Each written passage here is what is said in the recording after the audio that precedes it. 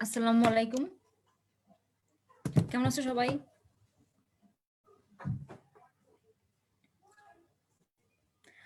আচ্ছা, সবাই কি আমার কথা শুনতে পাচ্ছ ঠিক মতো?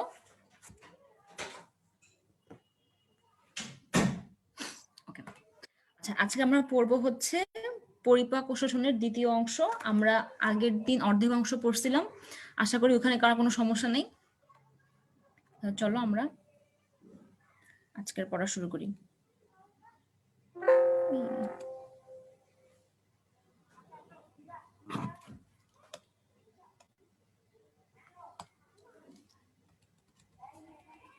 আচ্ছা, দেখো আজকে আমরা কি কি শিখবো। ঠিক আছে, আজকে আমরা পড়বো হচ্ছে যকৃত নিয়ে। আমি আগের ক্লাসে বলছিলাম যকৃত হচ্ছে একটা আমাদের পরিপাক গ্রন্থি, তাই না? আমরা পিত্তথলি নিয়ে পড়াশোনা করব, আমরা অগ্নাশয় নিয়ে পড়াশোনা করব, আমরা ক্ষুদ্রান্তে পরিপাক নিয়ে পড়াশোনা করব। এই চারটা টপিকই অনেক বড় এবং খুবই ইম্পর্টেন্ট, বোঝার মতো অনেক কিছু আছে। আচ্ছা, এরপর আছে তোমার পরিপাকের স্নায়ুতন্ত্রের ভূমিকা, হরমোনের ভূমিকা, খাদ্যবস্তুর শোষণ এবং স্থূলতা। ওকে, তো আজকে আমরা পড়বো হচ্ছে ক্ষুদ্রান্তে পরিপাক পর্যন্ত।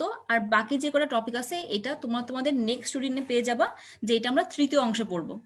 ঠিক আছে, আচ্ছা তাহলে আসো প্রথমে আমরা একটু যকৃত নিয়ে পড়াশোনা করি।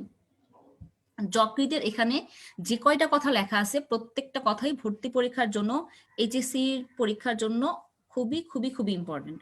ওকে, আসো কি বলছে দেখো। প্রথমেই বলছে যে যকৃত হচ্ছে মানবদেহের সবচেয়ে বড় গ্রন্থি। যদি বলা হয় মানুষের দেহে যত গ্রন্থি আছে তার মধ্যে সবচেয়ে বড় গ্রন্থি কোনটা? যকৃত।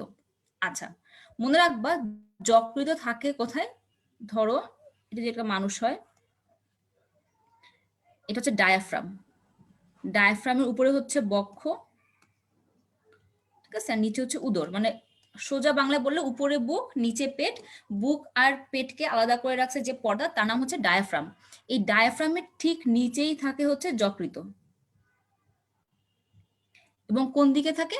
ডান দিকে। ঠিক আছে, আচ্ছা এরপর খেয়াল করো কি বলছে, যে যকৃতে 4টি অসম্পূর্ণ খণ্ড থাকে। প্রথমে জানবো কয়টা খণ্ড আছে? 4টা খণ্ড। ঠিক আছে, টোটাল কয়টা খণ্ড আছে? 4টা। খণ্ডগুলো কেমন? অসম্পূর্ণ, অর্থাৎ পুরোপুরি আলাদা করা যাবে না। কেমন খণ্ড? অসম্পূর্ণ খণ্ড। বুঝছো, একবার মেডিকেল ভর্তি পরীক্ষা এরকম আসছিল কোশ্চেন যে নিচের কোনটা সত্য নয়। তো লেখা আছে যকৃত মানবদেহের সবচেয়ে বড় গ্রন্থি, যকৃতের ডান খণ্ড সবচেয়ে বড়, যকৃত থাকে ডায়াফ্রামের নিচে ডান দিকে, যকৃত 4টি সম্পূর্ণ খণ্ড নিয়ে গঠিত। অনেকেই তো তাড়াহুড়া করে পড়ছে যে আচ্ছা 4টাই তো ঠিক আছে, কিন্তু তারা কিন্তু খেয়াল করে না যে 4টা খণ্ড ঠিক আছে, কিন্তু 4টা কেমন খণ্ড হবে? 4টা অসম্পূর্ণ খণ্ড। ওকে, আচ্ছা কোন খণ্ড সবচেয়ে বড়? ডান খণ্ড। স্বাভাবিক, যকৃত আছে ডান দিকে, তাহলে খেয়াল করো এই ডান খণ্ড হচ্ছে সবচেয়ে বড়। এবং মনে রাখবা আমাদের সব ইম্পর্টেন্ট অঙ্গের চারিদিকে একটা করে পর্দা থাকে। যেমন ধরো আমাদের হৃৎপিণ্ড, এই হৃৎপিণ্ডের বাইরে একটা পর্দা আছে যার নাম হচ্ছে পেরিকার্ডিয়াম। তারপর ধরো আমাদের ফুসফুস, এই ফুসফুসের বাইরেও একটা পর্দা আছে যার নাম হচ্ছে প্লুরা। এরকম যকৃতের বাইরেও একটা পর্দা আছে যে পর্দার নাম হচ্ছে গ্লিসন ক্যাপসুল। যকৃতের বাইরের আবরণের নাম কি? Gleeson capsule. ওকে, তাহলে আমরা কি পড়লাম, যে যকৃত হচ্ছে মানবদেহের সবচেয়ে বড় গ্রন্থি। এটা কয়টা খণ্ড নিয়ে গঠিত? 4টা। সম্পূর্ণ না অসম্পূর্ণ? অসম্পূর্ণ। কোন খণ্ড সবচেয়ে বড়? যে খণ্ড ডান দিকে থাকে, তাহলে ডান খণ্ড সবচেয়ে বড়। যকৃতের বাইরের আবরণের নাম কি? যকৃতের বাইরের আবরণের নাম হচ্ছে গ্লিসন ক্যাপসুল। এইটুকু ক্লিয়ার সবার?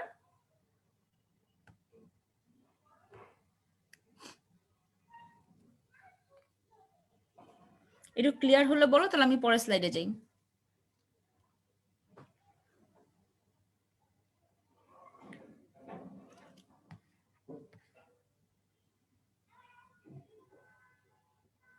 ওকে,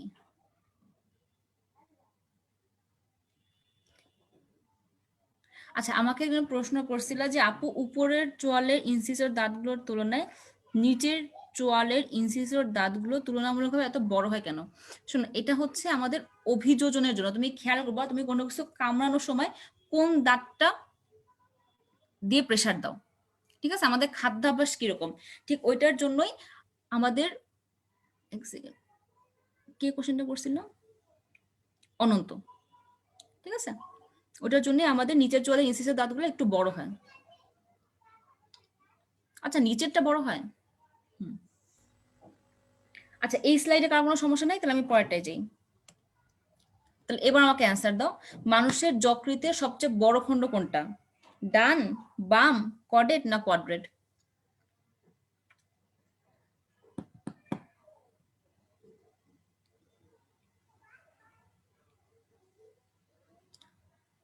মানুষের যকৃতের সবচেয়ে বড় খণ্ডাংশ কোনটা? ভেরি গুড, ওকে।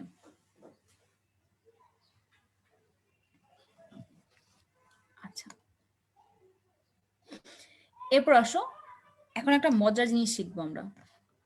আমরা পড়ছিলাম যে যকৃতের 4টা খণ্ড আছে, ঠিক আছে, ডান খণ্ড, বাম খণ্ড, কর্ডেট, কোয়াড্রেট। দেখো এটা হচ্ছে ডান,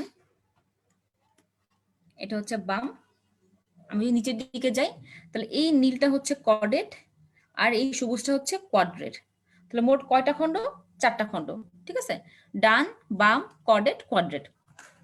এখন এই যে লোভ, এই লোভকে যদি আমরা জুম করে দেখি বা বড় করে দেখি, ধর এই অংশটা আমি কেটে নিয়ে আসলাম, কেটে নিয়ে এসে যদি আমি বড় করে দেখি তাহলে দেখবা কি এই লোভগুলা আবার অনেক ছোট ছোট অংশে বিভক্ত,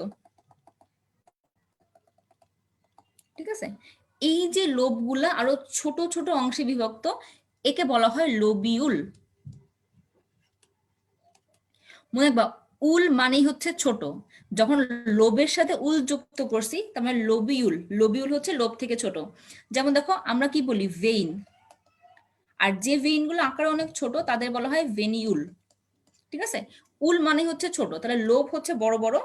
এই লোবকে যদি আমরা বড় করে দেখি বা জুম করে দেখি দেখবো কি লোবের ভিতরে আর ছোট ছোট অংশে বিভক্ত আছে, তাহলে এই ছোট ছোট অংশগুলোকে বলা হয় লোবিউল। এই লোবিউলের ভিতর তোমার কি আছে, যকৃতের কোষগুলো আছে, যাকে বলা হয় হেপাটোসাইট। তাহলে যকৃতের কোষকে কি বলা হবে, হেপাটোসাইট।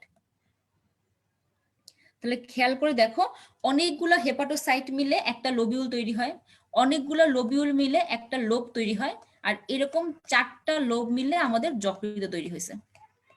তাহলে বুঝতে পারছো, অনেকগুলো হেপাটিক কোষ মিলে একটা লোবিউল, অনেকগুলো লোবিউল মিলে একটা লোব, আর এরকম 4টা লোব নিয়ে তৈরি হয়েছে যকৃত। ওকে, আচ্ছা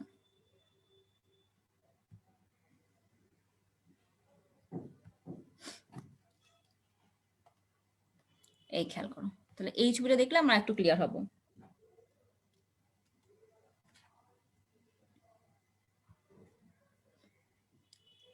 তাহলে দেখো এটা হচ্ছে একটা লোবিউল, ঠিক আছে, এই লোবিউলের ভিতরে তোমার কি আছে, যকৃতের ছোট ছোট কোষগুলো আছে বা যকৃতের কোষগুলো আছে, যে কোষগুলোকে বলা হয় হেপাটোসাইট, ঠিক আছে, এরকম অনেকগুলো হেপাটোসাইট মিলে দেখো একটা লোবিউল তৈরি হয়েছে, এরকম অনেকগুলো লোবিউল একসাথে মিলে মিলে তৈরি হয় একটা লোব, আর এরকম 4টা লোব নিয়ে তৈরি হয় যকৃত। তাহলে এইটুক ক্লিয়ার সবার?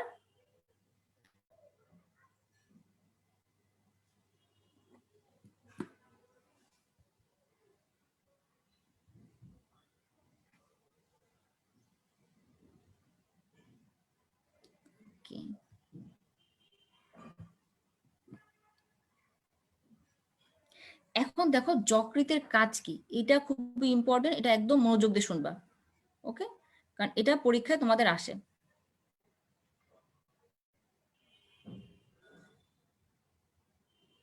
ওকে দেখো যকৃত 2 ধরনের কাজ করে, একটা হচ্ছে যকৃতের সঞ্চয়ী ভূমিকা আর একটা হচ্ছে যকৃতের বিপাকীয় ভূমিকা।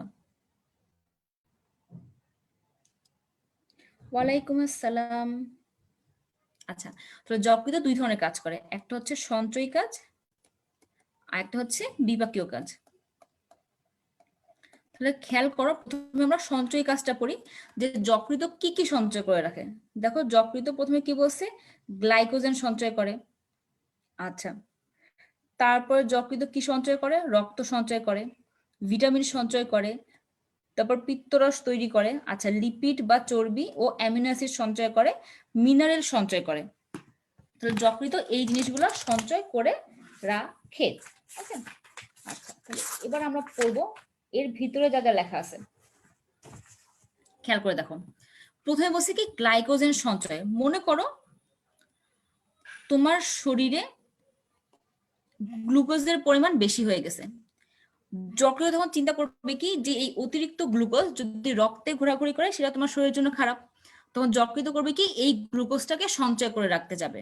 কিন্তু গ্লুকোজ সাধারণত সঞ্চয় হয় না, গ্লুকোজটাকে যকৃৎ করে কি গ্লাইকোজেনে কনভার্ট করে, এবং এই গ্লাইকোজেনটাই যকৃৎ সঞ্চয় করে রাখে।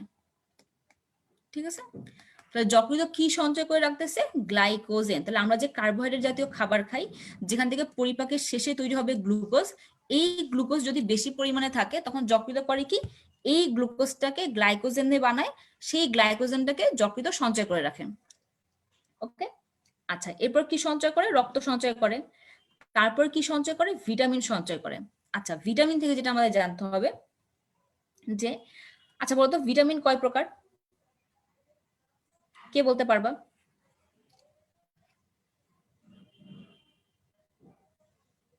ভিটামিন কয় প্রকার?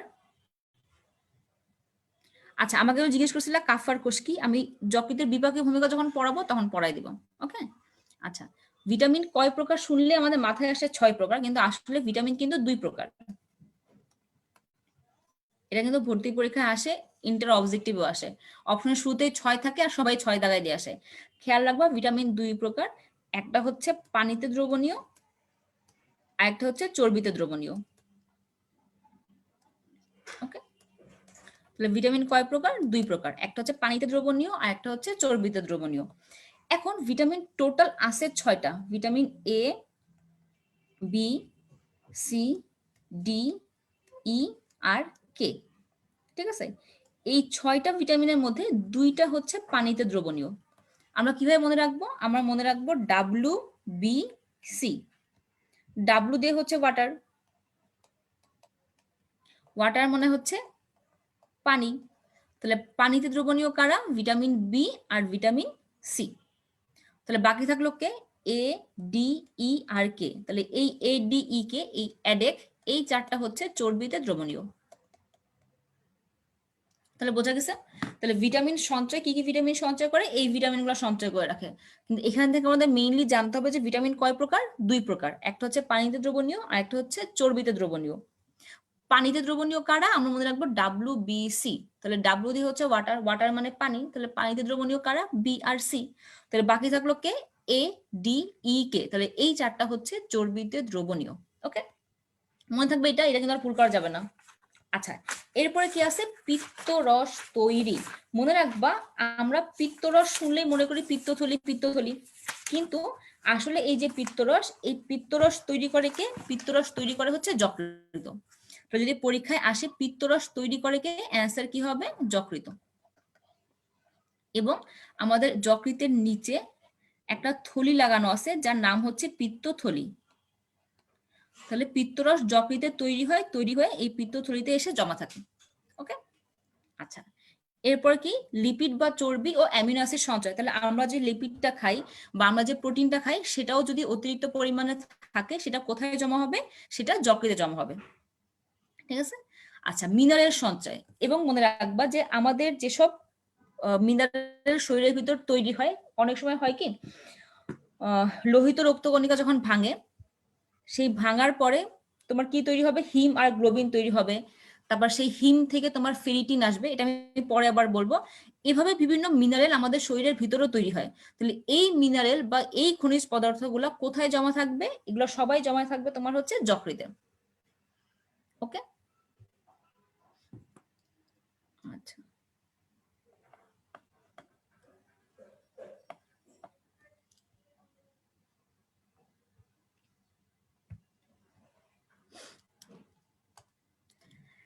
এরপর দেখো, তাহলে আমরা আরেকবার একটু রিডিং দিই। যার কারো যদি কোনো সমস্যা থাকে এটুকের মধ্যে আমাকে লেখো। আচ্ছা আমাকে ইমরান হোসেন জিজ্ঞেস করছে পোর্টাল শিরা কি। আচ্ছা এটা আমি তোমাদের বলে দিব, আমি আগে এটা একটু পড়াই নিই। ওকে, আচ্ছা এখন দেখো তাহলে আমরা যকৃত কি কি সঞ্চয় করে? তাহলে আমরা যা যা খাই সবই সঞ্চয় করে। প্রথমে আমরা কি খাই? কার্বোহাইড্রেট। তাহলে কার্বোহাইড্রেট থেকে হয় গ্লুকোজ, সেই গ্লুকোজটাকে কি আকারে সঞ্চয় করে? গ্লাইকোজেন আকারে। আচ্ছা, প্রোটিন থেকে কি আসে? অ্যামিনো অ্যাসিড, তাহলে সেই অ্যামিনো অ্যাসিড সঞ্চয় করে, লিপিডকে সঞ্চয় করে, ভিটামিনকে সঞ্চয় করে, খনিজ লবণকে সঞ্চয় করে। ওকে, ভিটামিন কয় প্রকার পড়ছি আমরা? 2 প্রকার, একটা হচ্ছে পানিতে দ্রবণীয়, একটা হচ্ছে চর্বিতে দ্রবণীয়। পানিতে দ্রবণীয় কারা? ভিটামিন বি আর ভিটামিন সি। আচ্ছা, এখন আমাদের জানতে হবে যে এই যে যকৃত, এই যকৃত কিছু মিনারেল বা খনিজ লবণও সঞ্চয় করে। এখন কোন কোন খনিজ লবণ সঞ্চয় করে এটা কিন্তু তোমাদের ইন্টার অবজেক্টিভে আসে, ভর্তি পরীক্ষায় আসে। তাহলে আমরা মনে রাখবো মলি আয় ফিরে কাজীকে পিটাই। দেখো কি ধ্বংসাত্মক কথাবার্তা না? কাজীকে কেন পিটাবো? কিন্তু কিছু করার নাই, আমাদের ভাই মনে রাখতে হবে মলি আয় ফিরে কাজীকে পিটাই। মলি দিয়ে মনে রাখবা মলিবডেনাম, আই দিয়ে মনে রাখবা আয়রন, ফিরে দিয়ে মনে রাখবা ফেরিটিন, কাজীকে ক দিয়ে কপার, জি দিয়ে জিঙ্ক, কো দিয়ে কোবাল্ট, আর পিটাই দিয়ে পটাশিয়াম। ঠিক আছে, তাহলে আমাদের যকৃত কোন কোন খনিজ লবণ সঞ্চয় করবে? মলি আয় ফিরে কাজীকে পেটাই, মলিবডেনাম, আয়রন, ফেরিটিন, কাজীকে কপার, জিঙ্ক, কোবাল্ট, পিটাই, পটাশিয়াম। আচ্ছা, এখন তোমাদের একটা কোশ্চেন করি। ধরো পরীক্ষায় আসলো নিচের কোন খনিজ লবণ যকৃত সঞ্চয় করে না? নিচের কোন খনিজ লবণ যকৃত সঞ্চয় করে না? Copper, zinc, cobalt, sodium. Answer কি হবে? Copper, zinc, cobalt, sodium.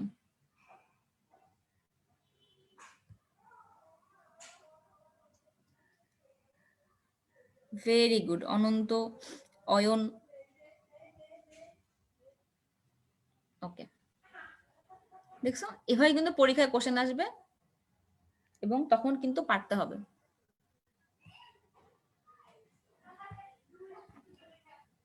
Very good Lubaba, Ridita. আচ্ছা, এবার এটা অ্যান্সার দাও। কোন ভিটামিন চর্বিতে দ্রবণীয় নয়? Vitamin A, B, D, K? কোন ভিটামিন চর্বিতে দ্রবণীয় নয়? Vitamin A, B, D, K? Very good.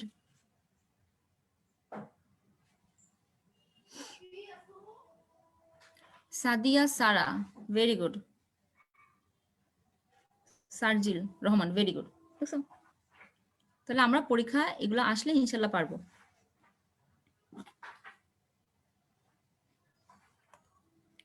আচ্ছা, এবার আসি যকৃতের বিপাকীয় ভূমিকা। এটা খুবই ইম্পর্টেন্ট, এটা একদম কি বলে মনোযোগ দিয়ে শুনতে হবে।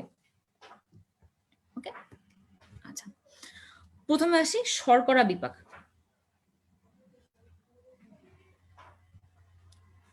মনে রাখবা বিপাকীয় ভূমিকা বা বিপাক মানে হচ্ছে বিভিন্ন বিক্রিয়ার মাধ্যমে কোনো কিছুকে কোনো কিছুতে তৈরি করা, কোনো কিছুকে কোনো কিছুতে রূপান্তরিত করা।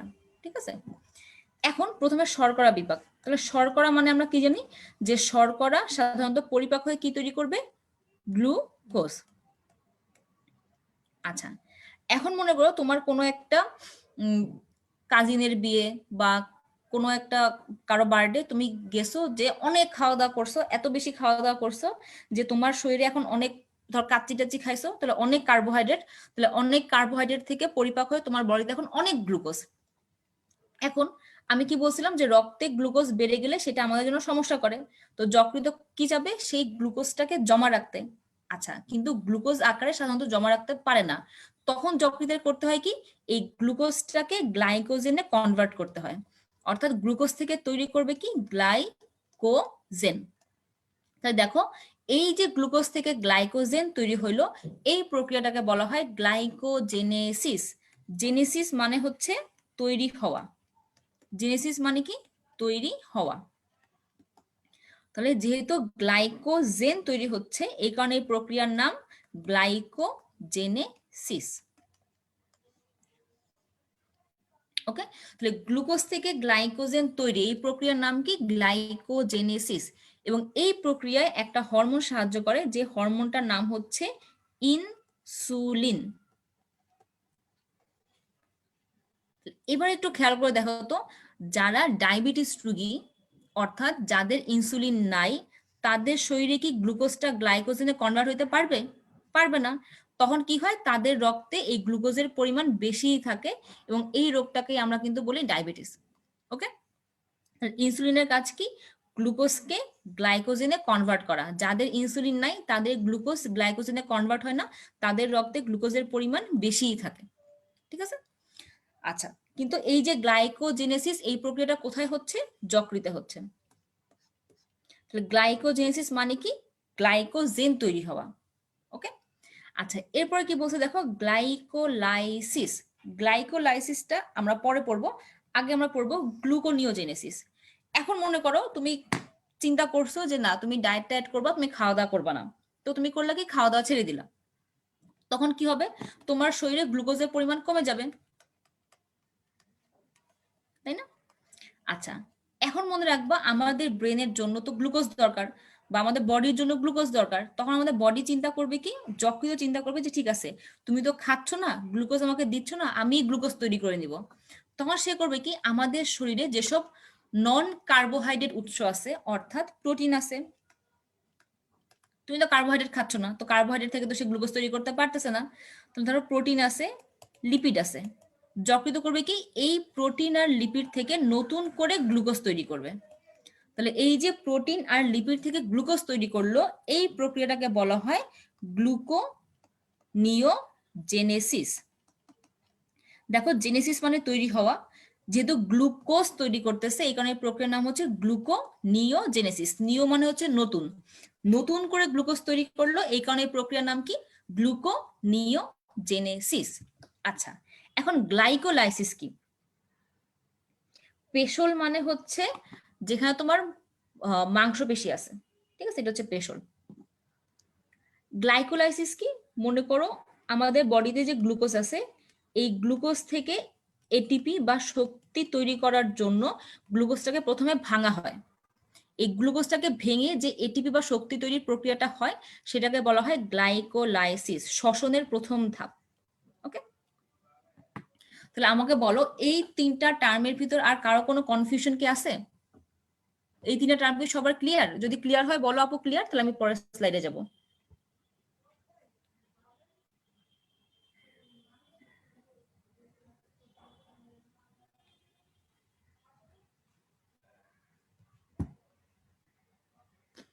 ওকে,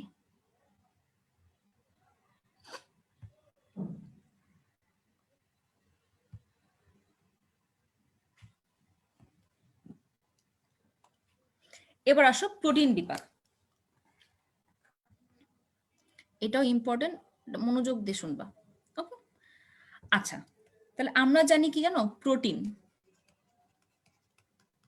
প্রোটিন ভাঙলে কি তৈরি হয়, অ্যামিনো অ্যাসিড, বা এভাবে বলা যায় যে অনেকগুলো অ্যামিনো অ্যাসিড মিলে মিলে পলিপেপটাইড চেন তৈরি হয়, অনেকগুলো পলিপেপটাইড চেন মিলে আসলে প্রোটিন তৈরি হয়। তার মানে যদি আমরা প্রোটিনকে ভাঙি, প্রোটিন ভাঙলে আমরা কি পাবো, অ্যামিনো অ্যাসিড। এখন মনে করো যে অ্যামিনো অ্যাসিড আমাদের দরকার নাই বা যে অ্যামিনো অ্যাসিড শরীরের জন্য দরকারই না, যকৃত করবে কি, সেই অ্যামিনো অ্যাসিডটাকে বের করে দিবে। এই প্রক্রিয়াটাকে বলা হয় ডিঅ্যামিনেশন। অর্থাৎ যকৃত কিন্তু বা আমাদের যে অতিরিক্ত দেহের যে অ্যামিনো অ্যাসিড, এটা হচ্ছে আমাদের দেহ জমা রাখতে পারে না, তখন যকৃত করে কি, এই অ্যামিনো অ্যাসিডটাকে ভাঙবে, ভেঙে সেখান থেকে কিটো অ্যাসিড তৈরি করবে এবং সেখান থেকে অ্যামিন মূলক তৈরি করবে। তাহলে ডিঅ্যামিনেশন প্রক্রিয়ায় অ্যামিনো অ্যাসিডটা ভেঙে দুইটা জিনিস তৈরি হয়, একটা হচ্ছে তোমার কিটো অ্যাসিড এবং আরেকটা হচ্ছে অ্যামিন মূলক। আচ্ছা, এরপর কি হয় মনে রাখবা, এই কিটো অ্যাসিডটা প্রবেশ করবে ক্রেবস চক্রে। ওকে, আর এই অ্যামিন মূলকের সাথে হাইড্রোজেন যুক্ত হয়ে তৈরি করবে অ্যামোনিয়া, যেটা অত্যন্ত বিষাক্ত। ওকে, তাহলে ডিঅ্যামিনেশন মানে কি? ডিঅ্যামিনেশন মানে হচ্ছে যে অ্যামিনো অ্যাসিড আমাদের জন্য দরকার নাই, যকৃত করে কি, সেই অ্যামিনো অ্যাসিডটাকে ডিঅ্যামিনেশন প্রক্রিয়ায় ভেঙে ফেলে। ভাঙলে কি তৈরি হবে? হ্যাঁ শোনা, আমি বলতেছি। তাহলে সেই অ্যামিনো অ্যাসিডটা ভাঙলে তো কি তৈরি হবে, কিটো অ্যাসিড আর হচ্ছে অ্যামিন মূলক। এই কিটো অ্যাসিডটা প্রবেশ করবে ক্রেবস চক্রে। আর এই যে অ্যামিন মূলকটা আছে, এই অ্যামিন মূলকের সাথে যুক্ত হবে হাইড্রোজেন, হাইড্রোজেন যুক্ত হয়ে তৈরি করবে অ্যামোনিয়া, যেটা অত্যন্ত বিষাক্ত। ওকে, তাহলে এটাই হচ্ছে আমাদের ডিঅ্যামিনেশন। এরপর আসো ইউরিয়া তৈরি। এখন খেয়াল করো, এই যে আমাদের অ্যামোনিয়া তৈরি হয়ে গেল, আমি কি বললাম যে অ্যামোনিয়াটা অত্যন্ত বিষাক্ত। এই বিষাক্ত বা টক্সিক জিনিস যদি তোমার বডিতে থাকে, তাহলে তোমার বডি কি হবে, আস্তে আস্তে নষ্ট হয়ে যাবে। এটা আস্তে আস্তে তোমার অর্গানগুলোকে নষ্ট করে দিবে। এই কারণে হয় কি, যকৃতের ভিতরে এই অ্যামোনিয়া যুক্ত হবে কার্বন ডাই অক্সাইডের সাথে, যুক্ত হয়ে তৈরি করবে ইউরিয়া। এবং এই ইউরিয়া পরে ইউরিনের সাথে আমাদের দেহ থেকে বের হয়ে যায়।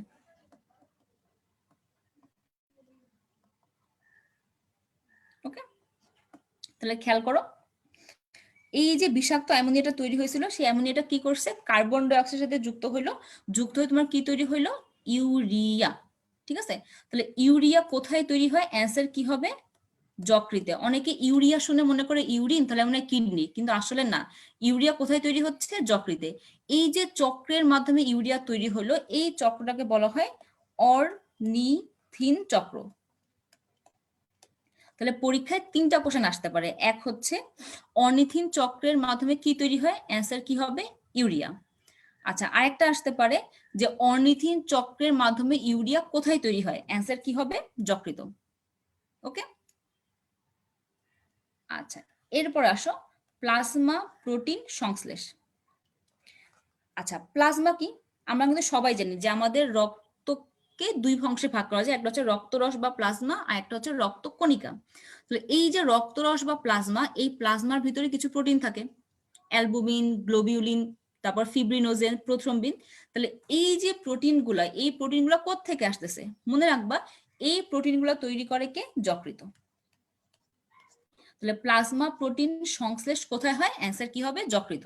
ওকে, তাহলে প্রোটিন বিভাগটা খেয়াল করো, আমরা কি কি পড়লাম, ডি অ্যামিনেশন, ইউরিয়া তৈরি, প্লাজমা প্রোটিন সংশ্লেষ। ডি অ্যামিনেশনে কি হয়, প্রোটিনটা ভেঙে যে অ্যামিনো অ্যাসিড তৈরি হয়, যকৃত সেই অ্যামিনো অ্যাসিড জমা রাখতে পারে না। দেখো, গ্লুকোজ কে গ্লাইকোজেনে কনভার্ট করে জমা রাখছিল, কিন্তু অ্যামিনো অ্যাসিডটাকে সে জমা রাখতে পারে না। এই কারণে সে কি করে, এই অ্যামিনো অ্যাসিড থেকে তৈরি করে কিটো অ্যাসিড আর হচ্ছে অ্যামিন মূলক। কিটো অ্যাসিডটা কি হবে, ক্রেবস চক্রে চলে যাবে, আর অ্যামিন মূলকটা কি হবে, হাইড্রোজেনের সাথে যুক্ত হয়ে অ্যামোনিয়া তৈরি করবে। আচ্ছা, এরপর কি হবে, সেই অ্যামোনিয়া কার্বন ডাই অক্সাইডের সঙ্গে যুক্ত হয়ে তৈরি করবে ইউরিয়া। এই যে চক্রের মাধ্যমে ইউরিয়া তৈরি হলো, এই চক্রটাকে বলা হয় অর্নিথিন চক্র। ওকে, কোথায় হচ্ছে, এটা যকৃতে হচ্ছে। আর লাস্টে আমরা কি পড়লাম, যে আমাদের রক্তরসে বা প্লাজমায় যে প্রোটিনগুলো পাওয়া যায়, এই প্রোটিনগুলো তৈরি হবে যকৃতে। তাহলে প্লাজমা প্রোটিন সংশ্লেষও কোথায় হয়, যকৃতে। ওকে, তাহলে এইটুকু কি সবার ক্লিয়ার? আমি কি নেক্সট স্লাইডে যাব? যদি ক্লিয়ার হয় বলো আপু ক্লিয়ার, তাহলে আমি নেক্সট স্লাইডে যাচ্ছি। আর কোনো প্রবলেম থাকলে বলো, ওটাও বুঝাই দিব। আপু ডিটেলস পড়ান। ভাইয়া ডিটেলসই তো বললাম।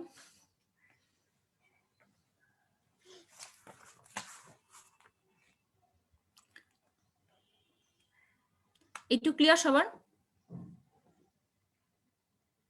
ওকে,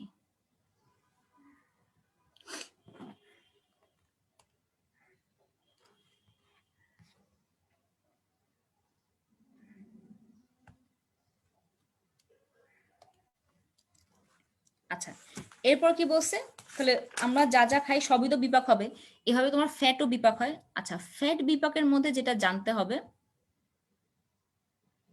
সেটা হচ্ছে, এক সেকেন্ড দাঁড়াও।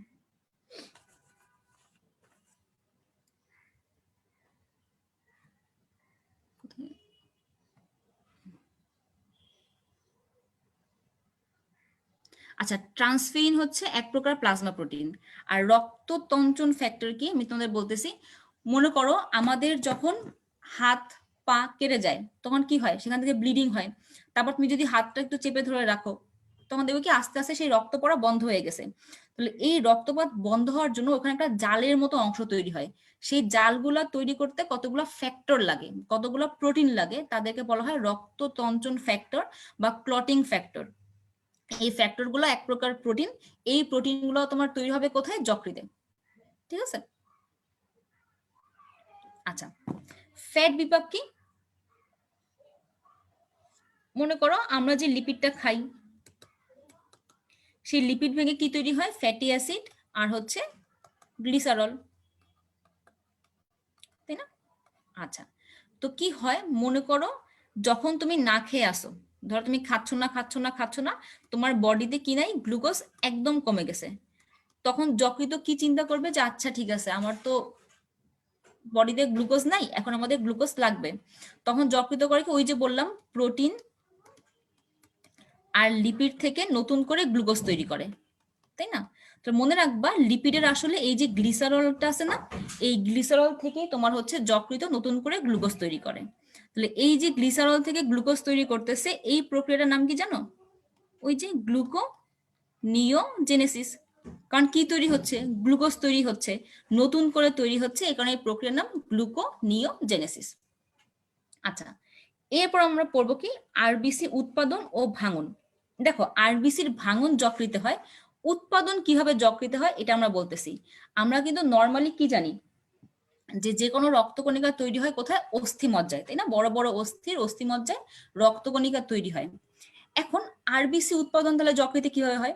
মনে রাখবা একটা শিশু যখন মায়ের পেটে থাকে বা ভ্রূণ অবস্থায় থাকে, তখন তার অস্থিমজ্জা, আমার লেখা পচা না, আচ্ছা সুন্দর করে লিখতেছি, দাঁড়াও এক সেকেন্ড।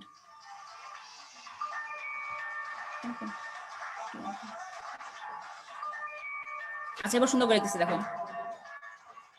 দেখো আরবিসি। এখন আরবিসি উৎপাদন, আচ্ছা আরবিসি উৎপাদন যকৃতে কখন হয়? মনে রাখবা একটা শিশু যখন ভ্রূণ অবস্থায় মায়ের পেটে থাকে, তখন তার অস্থিমজ্জা অতটা ডেভেলপ থাকে না, ঠিক আছে? বা অস্থিমজ্জা তখন ঠিক মতো তৈরি হয় না, কিন্তু তার তো আরবিসি লাগবে, তখন আরবিসি তৈরি হয় তোমার যকৃতে,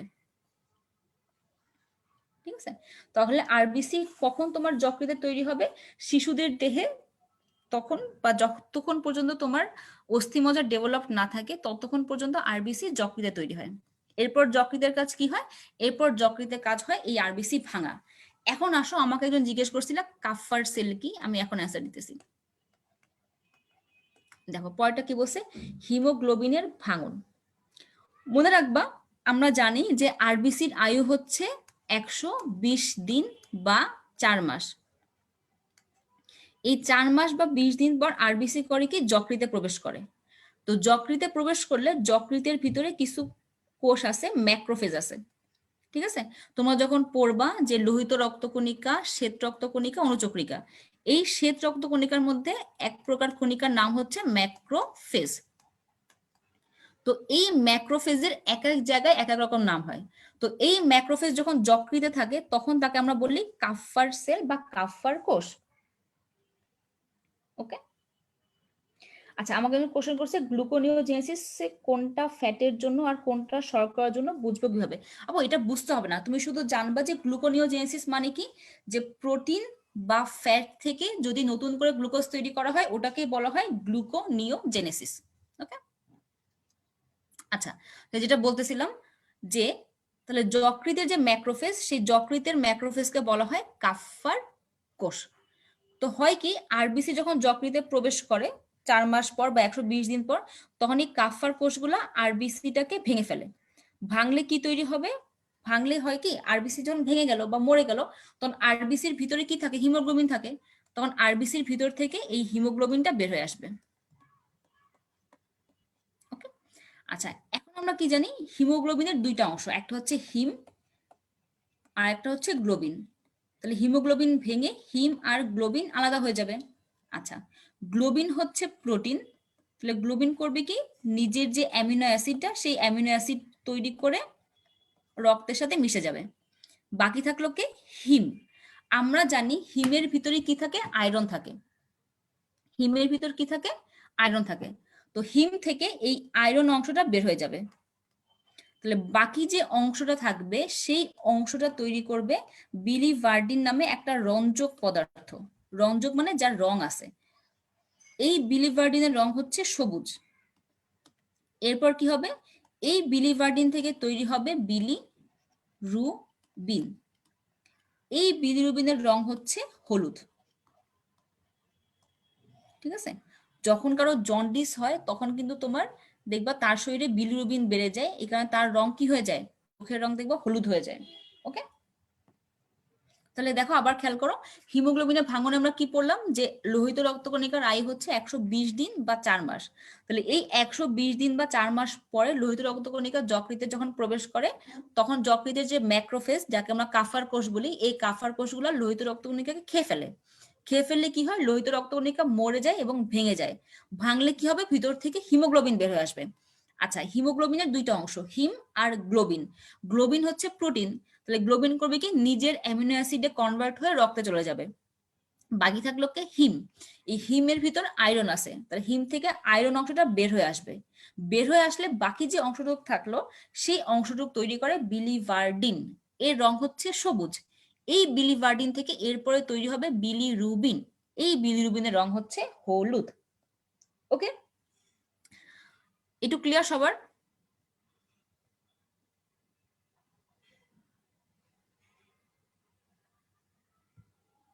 এটুকু যদি ক্লিয়ার হয় তাহলে একটু বলো যে আপু ক্লিয়ার, তাহলে আমি পরেরটায় যাব।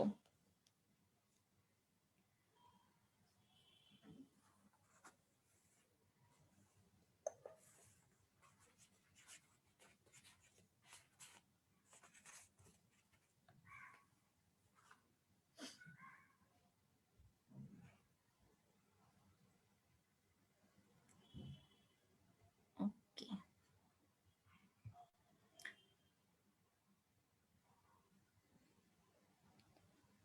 আচ্ছা, এখানে কার কোনো সমস্যা থাকলে আমাকে বলো। শোনো, এক্সামে তোমার আসতে পারে যে যকৃতের বিপাকীয় ভূমিকাগুলো বর্ণনা করো, তো তখন কিন্তু অনেক বড় হয়ে যায়, তখন তুমি অ্যাটলিস্ট জাস্ট পয়েন্টগুলো লিখে আসবা। যে শর্করা বিপাক, শর্করা বিভাগে কি আছে, গ্লাইকোজেনেসিস, গ্লুকোনিওজেনেসিস। প্রোটিন বিভাগে কি আছে, ডিঅ্যামিনেশন, ইউরিয়া তৈরি, প্লাজমা প্রোটিন সংশ্লেষ। এরপর ফ্যাট বিপাক, লোহিত রক্তকণিকা উৎপাদন, হিমোগ্লোবিনের ভাঙন, পিত্ত উৎপাদন। এভাবে জাস্ট লিখে আসবা। আর যদি তোমার শুধু ধরো 2 মার্কসের কোশ্চেন আসে যে হিমোগ্লোবিনের ভাঙন সম্পর্কে লিখো, তখন তুমি এইভাবে অ্যান্সার করবা যে লোহিত রক্তকণিকার আয়ু হচ্ছে 120 দিন। এই 120 দিন পরে কি হবে, লোহিত রক্তকণিকা যকৃতে প্রবেশ করলে যকৃতের ম্যাক্রোফেজ লোহিত রক্তকণিকাকে ভেঙে ফেলে। ভাঙলে ভিতর থেকে হিমোগ্লোবিন বের হয়ে আসে, বের হয়ে হিম এবং গ্লোবিন দুইটা অংশে ভাগ হয়ে যায়। ঠিক আছে? আচ্ছা, সেই গ্লোবিন থেকে তৈরি হয় অ্যামিনো অ্যাসিড, এবং সেই অ্যামিনো অ্যাসিড রক্তে প্রবেশ করে। বাকি থাকলো কি, হিম। সেই হিম থেকে আয়রন অংশ সরে আসে, সরে আসলে তৈরি হয় বিলিভার্ডিন।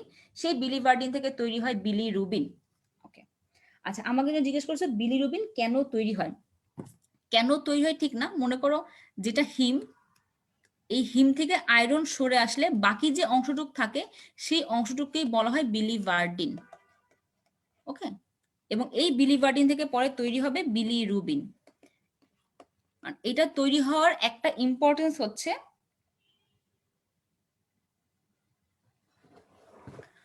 যখন রক্তে বিলিরুবিনের পরিমাণ বেড়ে যায় তখন ত্বকের রং হলুদ হয়ে যায়, এবং যখন কারো ত্বকের রং হলুদ হয়ে যায় তখন তুমি বুঝতে পারবা তার শরীরে বিলিরুবিন বাড়ছে, অর্থাৎ তার শরীরে রক্ত ভাঙতেছে। ওকে,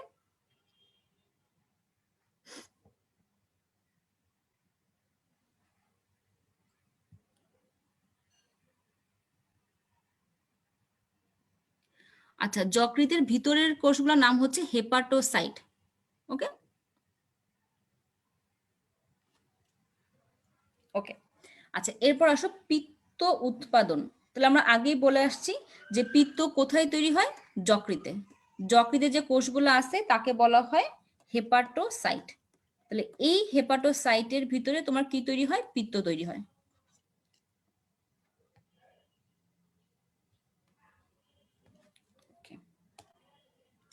আচ্ছা, এখন যকৃতের কাজগুলা মনে রাখার টেকনিক, তুমি কিভাবে যকৃতের কাজগুলা মনে রাখবা।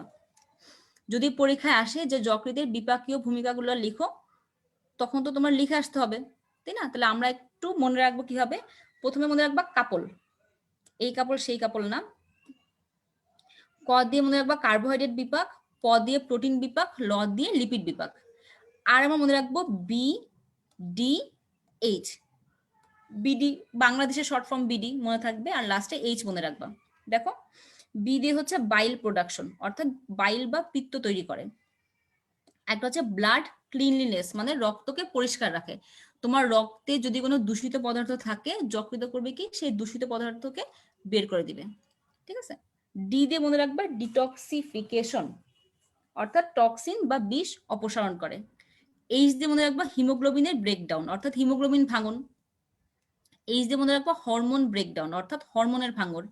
আর আরেকটা এইচ দিয়ে মনে রাখবা হিট প্রোডাকশন অর্থাৎ তাপ উৎপাদন।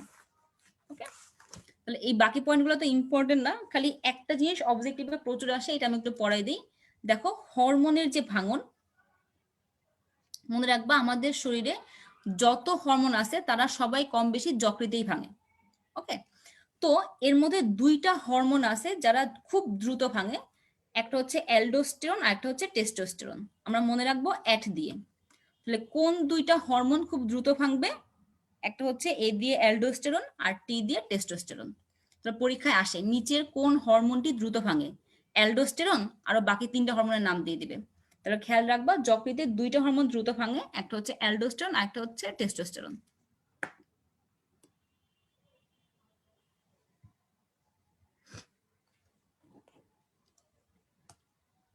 আচ্ছা, এরপর আসো পিত্তথলি। পিত্তথলিটা নিয়ে আমরা একটু পড়াশোনা করি।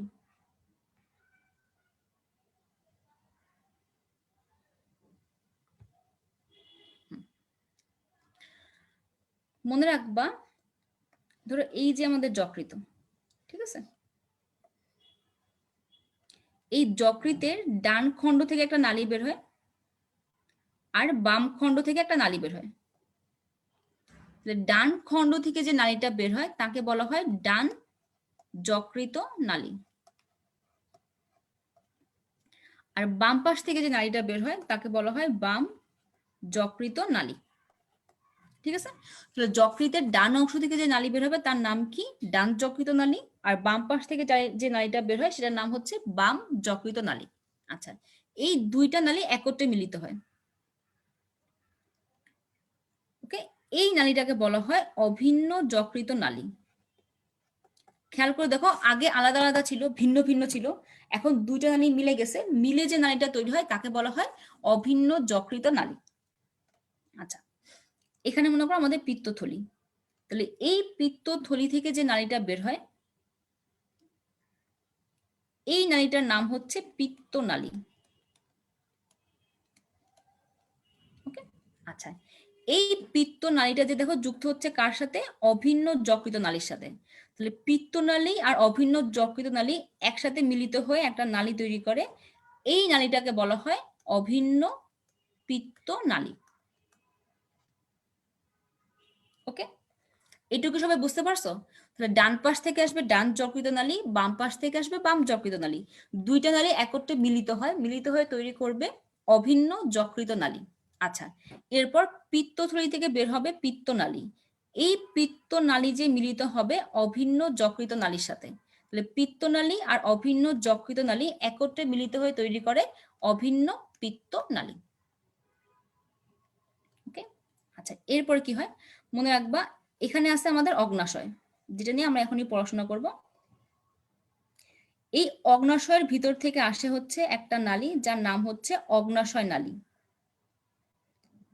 এই অগ্নাশয় নালী মিলিত হবে তোমার অভিন্ন পিত্তনালীর সাথে, তাহলে অগ্নাশয় নালী আর অভিন্ন পিত্তনালী একত্রে মিলিত হয়। ওকে, মিলিত হয়ে এখানে তৈরি করবে অ্যাম্পুলা অফ ভ্যাটার। এই অ্যাম্পুলা অফ ভ্যাটারটা প্রবেশ করে তোমার ডিউডেনামের ভিতরে। তাহলে খেয়াল করো, পিত্তথলি থেকে পিত্তরস এই অ্যাম্পুলা অফ ভ্যাটার দিয়ে তোমার ডিউডেনামে প্রবেশ করবে, আবার অগ্নাশয়ের ভিতর থেকে অগ্নাশয় রস এই অ্যাম্পুলা অফ ভ্যাটার দিয়ে ডিউডেনামে প্রবেশ করবে। ঠিক আছে, তাহলে এইটুকে কারো কোনো সমস্যা আছে? এই কোশ্চেনটা কিন্তু একবার পরীক্ষায় আসছিল যে অ্যাম্পুলা অফ ভ্যাটার কিভাবে তৈরি হয় এবং তৈরি হয়ে কোথায় প্রবেশ করে।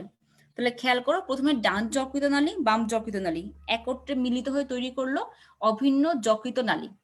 আচ্ছা, পিত্তথলি থেকে আসতেছে পিত্তনালী, সেই পিত্তনালী অভিন্ন যকৃত নালীর সাথে মিলিত হয়ে তৈরি করলো অভিন্ন পিত্তনালী। এই অভিন্ন পিত্তনালীর সাথে এসে যুক্ত হলো অগ্নাশয় নালী, তাহলে অগ্নাশয় নালী আর অভিন্ন পিত্তনালী একত্রে মিলিত হয়ে তৈরি করলো অ্যাম্পুলা অফ ভ্যাটার। এই অ্যাম্পুলা অফ ভ্যাটার কোথায় প্রবেশ করে? ডিউডেনামে। ওকে, আচ্ছা,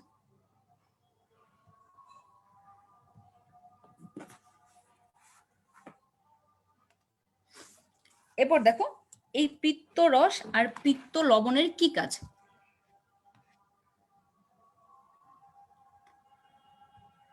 মনে রাখবা পিত্তরস তৈরি হয় কোথায়? যকৃতে। জমা থাকবে কোথায়? পিত্ত থলিতে। ঠিক আছে। পিত্ত রসের ভিতর দুইটা উপাদান থাকে, একটা হচ্ছে পিত্ত লবণ আর একটা হচ্ছে সোডিয়াম বাইকার্বনেট।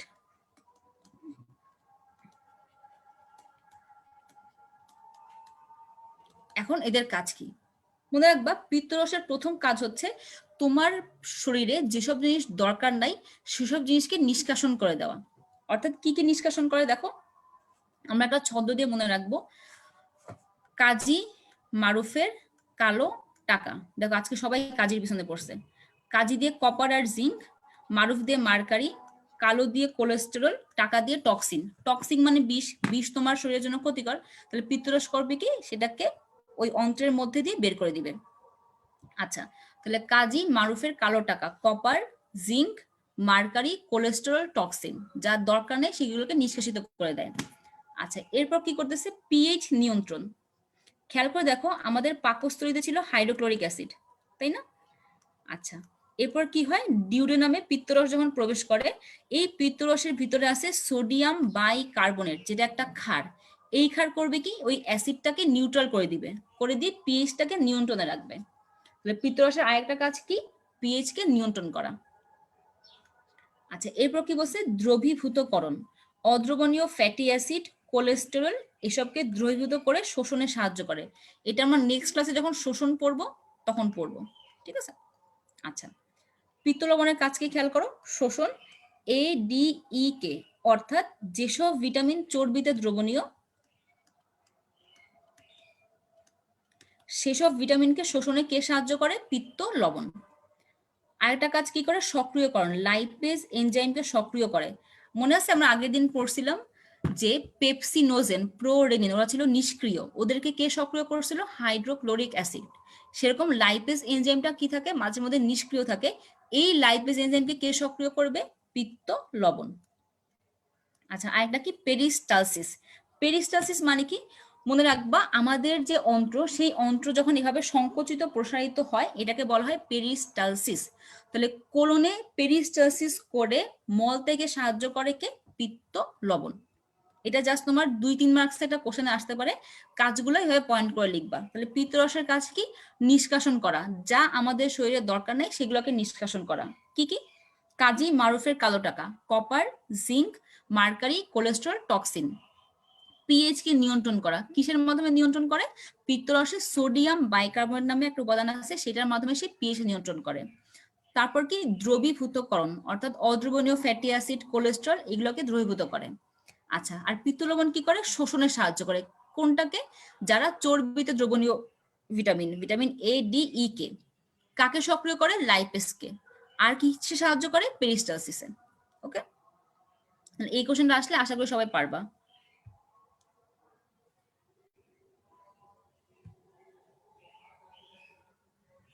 হ্যাঁ, আচ্ছা, আমাকে জিজ্ঞেস করছে ইমালসিফিকেশন মানে কি। এটা আমরা শোষণে গেলে পড়তাম, যেহেতু জিজ্ঞেস করছে আমি বলে ফেলি। মনে কর আমরা যে চর্বিগুলা খাই, এই চর্বিতে অনেক বড় বড় কণা। পিত্ত লবণ করে কি? এই চর্বিগুলোকে ভেঙে অনেক ছোট ছোট কণায় পরিণত করে। তাহলে বড় বড় চর্বি কণাকে ভেঙে যে ছোট ছোট কণায় পরিণত করে, এই প্রক্রিয়াটাকে বলা হয় ইমালসিফিকেশন।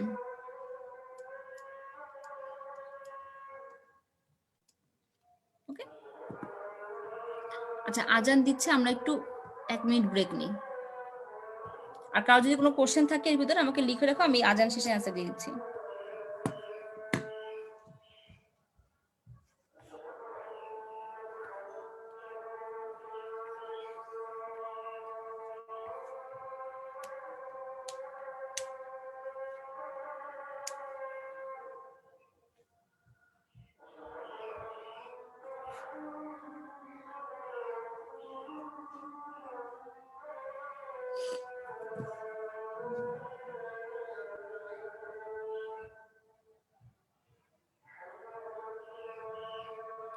আচ্ছা, গত ক্লাসের বইয়ের দাগানো অংশে পিডিএফ দেওয়া হয়নি। আচ্ছা, আজকে দিয়ে দেবো।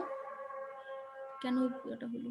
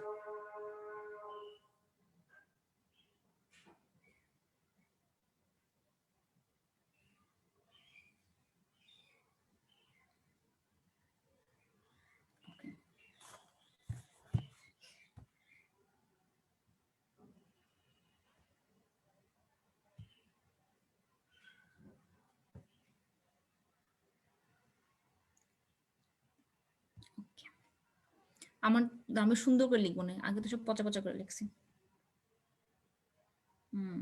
আচ্ছা, এবার আসো আমরা একটু অগ্ন্যাশয় নিয়ে পড়ি। ওকে, দেখো এটা হচ্ছে আমাদের ডিউডেনাম, এই পাশেটা হচ্ছে আমাদের স্প্লিন বা প্লিহা। এই ডিউডেনাম আর প্লিহার মধ্যে সুন্দরভাবে শুয়ে আছে যে ব্যক্তি, তার নামে হচ্ছে প্যানক্রিয়াস বা অগ্ন্যাশয়। ওকে, খেয়াল করে দেখো, অগ্ন্যাশয় তোমার কতটুক লম্বা? অগ্ন্যাশয় 12 থেকে 15 সেন্টিমিটার পর্যন্ত লম্বা হতে পারে। আর কতটুক প্রস্থ? প্রস্থ তোমার হচ্ছে 5 সেন্টিমিটার।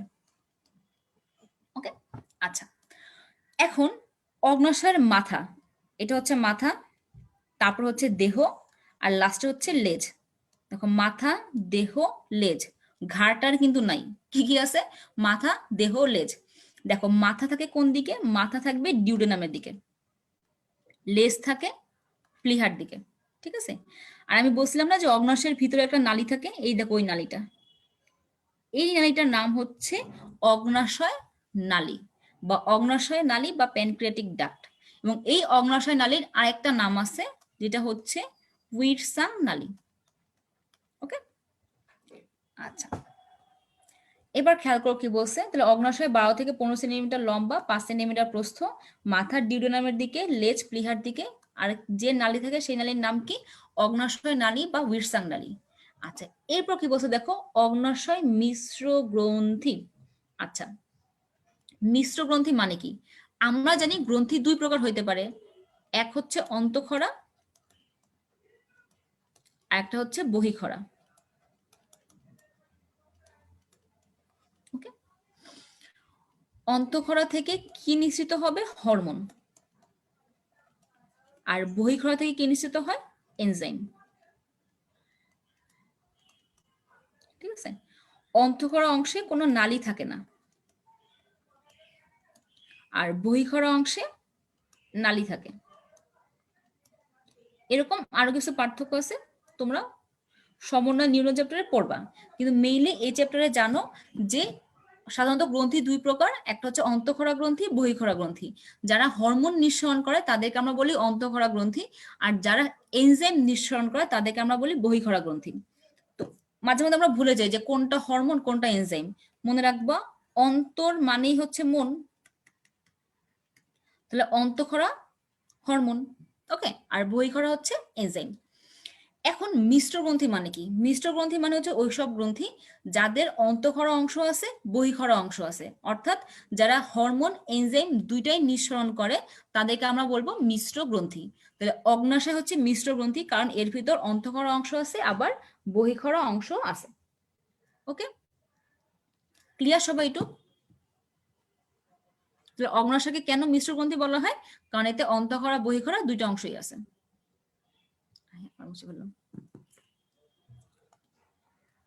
এখন দেখো, জানার আছে অনেক কিছু। অগ্ন্যাশয়ের নাম অগ্ন্যাশয় হলো কেন?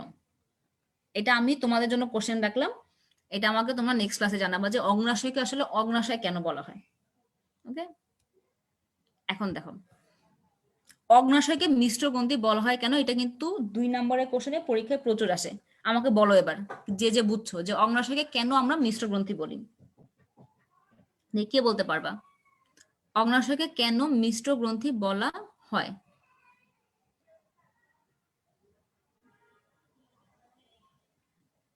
অগ্নাশয়কে মিশ্র গ্রন্থি বলা হয় কেন?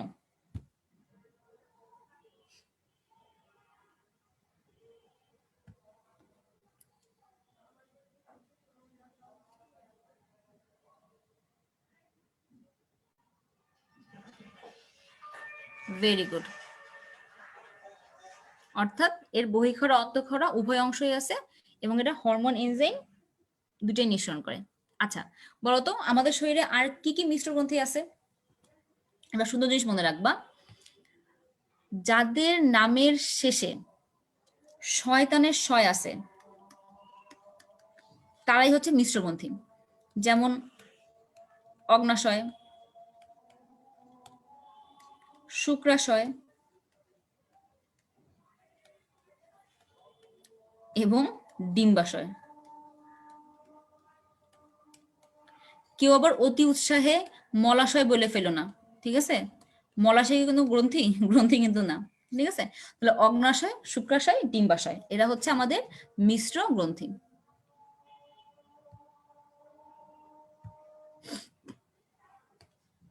ওকে, আচ্ছা এবার আসো অগ্নাশয়ের কোষ। তাহলে অগ্নাশয় নিয়ে আমরা একটু পড়াশোনা করি, এটা খুবই ইম্পর্টেন্ট, পরীক্ষায় আসে। তাহলে খেয়াল করো, এটা হচ্ছে অগ্নাশয়। এখন অগ্নাশয় ধরো এই অংশটা আমরা কেটে দিয়ে আসলাম, এসে বড় করে দেখলাম, দেখলে কি দেখবো যে একটা অংশ আছে যে অংশের সাথে নালী লাগানো আছে, ঠিক আছে? তাহলে যে অংশের সাথে নালী যুক্ত আছে সেই অংশটা তোমার হচ্ছে বহিঃক্ষরা অংশ, কারণ নালী দেশে বাইরে যাবে এখানে বহিঃক্ষরা। আর বহিঃক্ষরা অংশ কি নিঃসরণ করে? এনজাইম। আর কিছু অংশ দেখা যাবে কি একটা জায়গায় অনেকগুলো কোষ এরকম চুপচাপ একটা একটা সাথে ঘাপটি মেরে বসে আছে, যার ভিতরে কোনো নালী টালি নাই। তাহলে যেখানে অনেকগুলো কোষ একসাথে বসে আছে যার ভিতরে কোনো নালী নাই, সেটা হচ্ছে আমাদের অন্তঃক্ষরা অংশ। এখন দেখো এই যে অনেকগুলা কোষ একসাথে বসে আছে, দেখে কি মনে হচ্ছে অনেকগুলো দ্বীপ একসাথে বসে আছে না? তো এই অংশটাকে এই কারণে বলা হয় আইলেটস অফ ল্যাঙ্গারহ্যান্স, অর্থাৎ ল্যাঙ্গারহ্যান্সের দ্বীপপুঞ্জ। ল্যাঙ্গারহ্যান্স সাহেব আবিষ্কার করছে, আবিষ্কার করে নিজের নামে চালাই দিছে আইলেটস অফ ল্যাঙ্গারহ্যান্স। তাহলে অগ্নাশয়ের অন্তঃক্ষরা অংশের নাম কি? আইলেটস অফ ল্যাঙ্গারহ্যান্স, ঠিক আছে? তাহলে এই যে আইলেটস, আইলেটস মানে কি? দ্বীপপুঞ্জ, অর্থাৎ ল্যাঙ্গারহ্যান্সের দ্বীপপুঞ্জ। আমি ধরো তোমাকে কোশ্চেন করলো যে সেন্ট মার্টিন দ্বীপপুঞ্জ বা সেন্ট মার্টিন দ্বীপ কোথায় দেখা যায়, অ্যান্সার কি হবে? বঙ্গোপসাগর। সেরকম যদি কেউ কোশ্চেন করে যে ল্যাঙ্গারহ্যান্সের দ্বীপ কোথায় দেখা যায়, অ্যান্সার কি হবে? অগ্নাশয়, ঠিক আছে? তাহলে আইলেটস অফ ল্যাঙ্গারহ্যান্স কোথায় পাওয়া যায়? অগ্নাশয়ে। অগ্নাশয়ের অন্তঃক্ষরা অংশের নাম হচ্ছে আইলেটস অফ ল্যাঙ্গারহ্যান্স। মনে রাখবো অ অ অ দিয়ে অগ্নাশয়, অ দিয়ে অন্তঃক্ষরা, অ দিয়ে আইলেটস অফ ল্যাঙ্গারহ্যান্স। ওকে, আচ্ছা এখন এই আইলেটস অফ ল্যাঙ্গারহ্যান্সে তো অনেক কোষ আছে। কয় ধরনের কোষ আছে মনে রাখবা? আইলেটস অফ ল্যাঙ্গারহ্যান্সে 4 ধরনের কোষ আছে, আলফা, বিটা, পিপি আর হচ্ছে ডেল্টা। তাহলে আইলেটস অফ ল্যাঙ্গারহ্যান্সে কয় ধরনের কোষ আছে? 4 ধরনের কোষ আছে। জায়গাটা খুবই ইম্পর্টেন্ট, আমার সাথে সাথে মুখস্থ করে ফেলো, বুঝে পড়ে ফেলো। তাহলে আইলেটস অফ ল্যাঙ্গারহ্যান্সে 4 ধরনের কোষ আছে, আলফা, বিটা, পিপি, একটা হচ্ছে ডেল্টা। দেখো আলফা কোষ থেকে কোন হরমোনটা নিঃসৃত হবে? গ্লুকাগন। বিটা থেকে ইনসুলিন, খুবই খুবই খুবই ইম্পর্টেন্ট, ঠিক আছে?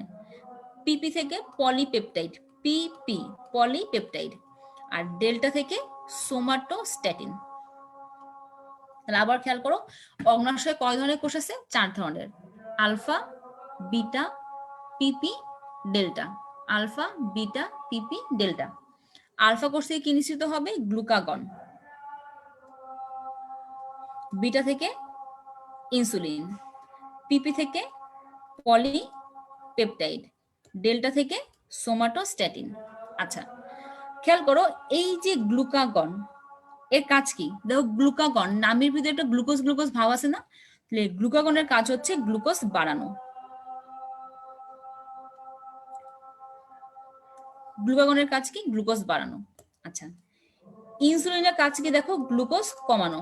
মনে আছে ওই যে গ্লুকোজ থেকে যখন আমরা গ্লাইকোজেন তৈরি করছিলাম, ওই প্রক্রিয়া আমাদের কোন হরমোনটা লাগছিল? ইনসুলিন। তাহলে ইনসুলিনের কাজ কি? গ্লুকোজ কমানো। আচ্ছা আর ডেল্টা থেকে কি নিশ্চিত হয়? সোমাটোস্ট্যাটিন। এই সোমাটোস্ট্যাটিনের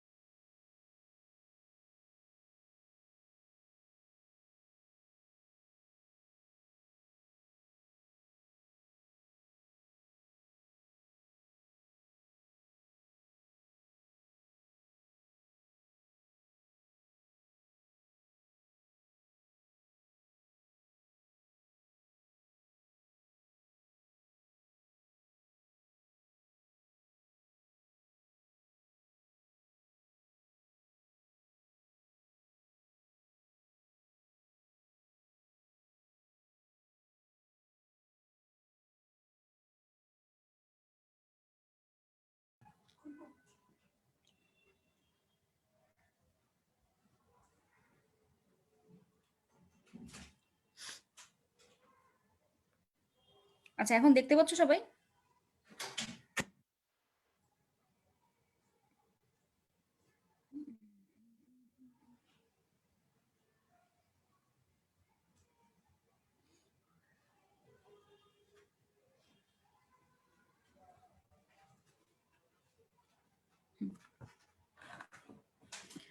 আচ্ছা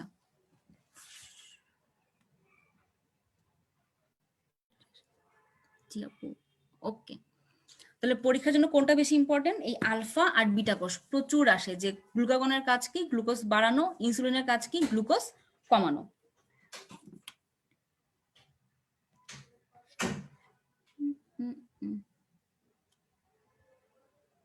আচ্ছা আর ডেল্টা কোষ থেকে কি নিশ্চিত হয়? সোমাটোস্ট্যাটিন। এটার কাজ কি? আলফা আর বিটা কোষের ক্ষরণ নিয়ন্ত্রণ করা। এটা অতটা ইম্পর্টেন্ট না, শুধু আলফা আর বিটাটা মেইনলি মাথায় রাখবা। যে আলফা কোষের থেকে কি নিশ্চিত হয়? গ্লুকাগন। কি কাজ? গ্লুকোজ বাড়ানো। বিটা কোষ থেকে কি নিশ্চিত হবে? ইনসুলিন। কি কাজ? গ্লুকোজ কমানো। হ্যাঁ এবার আমাকে অ্যান্সার দাও, নিচের কোনটি মিশ্র গ্রন্থি? প্যারোটিড, অগ্নাশয়, ঘাম গ্রন্থি, অশ্রুগ্রন্থি?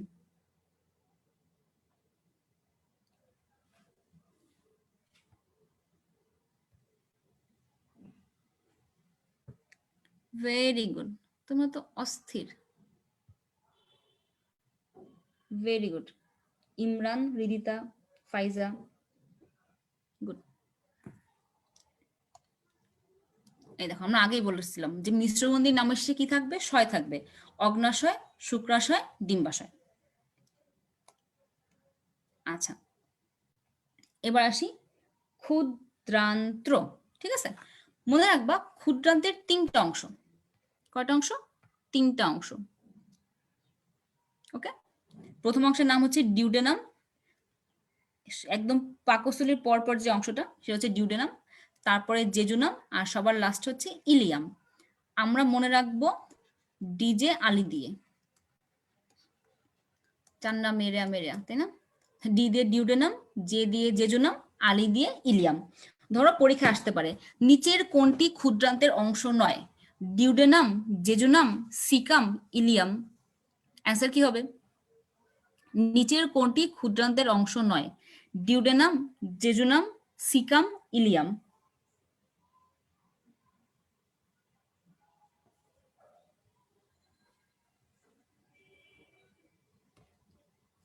Very good. ওকে,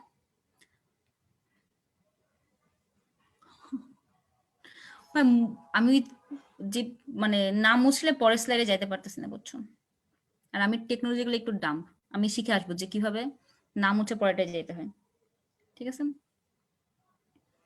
আচ্ছা, তাহলে ডিউডেনাম, জেজুনাম, ইলিয়াম, এই ঘোষণা কিন্তু পরীক্ষা একবার আসছিল। ওকে, আচ্ছা, তাহলে প্রথম অংশ ডিউডেনাম, এটা কি আকৃতির? ইউ আকৃতির, দৈর্ঘ্য কত? 25 সেন্টিমিটার। ওকে, তারপর অংশের নাম কি? জেজুনাম, এটার দৈর্ঘ্য কত? 2.5 মিটার। আর শেষ অংশের নাম কি? ইলিয়াম, এটা হচ্ছে টোটাল ক্ষুদ্রান্তকে 5 ভাগ করলে সেই 5 ভাগের 3 ভাগ। জাস্ট এভাবে মনে রাখবো, এভাবে পরীক্ষা আসবে। ওকে, তাহলে ডিউডেনাম, জেজুনাম, ইলিয়াম। ডিউডেনাম কি আকৃতির? ইউ আকৃতির, কতটুকু দৈর্ঘ্য? 25 সেন্টিমিটার। দ্বিতীয় অংশের নাম কি? জেজুনাম, কতটুকু দৈর্ঘ্য? 2.5 মিটার।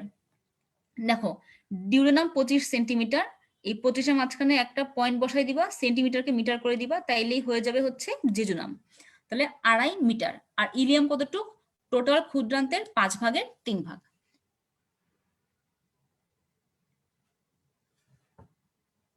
ওকে, আচ্ছা, এরপর আসো ক্ষুদ্রান্তের পরিপাক, আজকে আমাদের লাস্ট টপিক। ওকে, আমরা ক্ষুদ্রান্তের পরিপাক পর্যন্ত আজকে পড়বো। তাহলে এই ক্ষুদ্রান্তের পরিপাকের জন্য আমাদের 3টা রস লাগবে। একটা হচ্ছে পিত্তরস, একটা হচ্ছে অগ্ন্যাশয় রস, আর একটা হচ্ছে আন্তরিক রস। একদম ঠান্ডা মাথায় ফুরফুরা মেজাজে শুনো, একদম কঠিন কিছু না। যেহেতু প্রথম প্রথম নামগুলো শুনবা, একটু কঠিন লাগতে পারে, কিন্তু 2-1 বার পড়লে তোমাদের জন্য পড়াটা ইজি হয়ে যাবে। তাহলে ক্ষুদ্রান্তে 3 ধরনের খাবারের পরিপাক হয়: শর্করা, আমিষ, স্নেহ। যেহেতু 3 ধরনের খাবার পরিপাক হচ্ছে, মনে রাখবা এই 3 ধরনের খাবার পরিপাকের জন্য আমাদের রসও লাগবে 3 ধরনের: পিত্তরস, অগ্ন্যাশয় রস, আন্তরিক রস। আগে আসো আমরা একটু পিত্তরস নিয়ে পড়াশোনা করে ফেলি।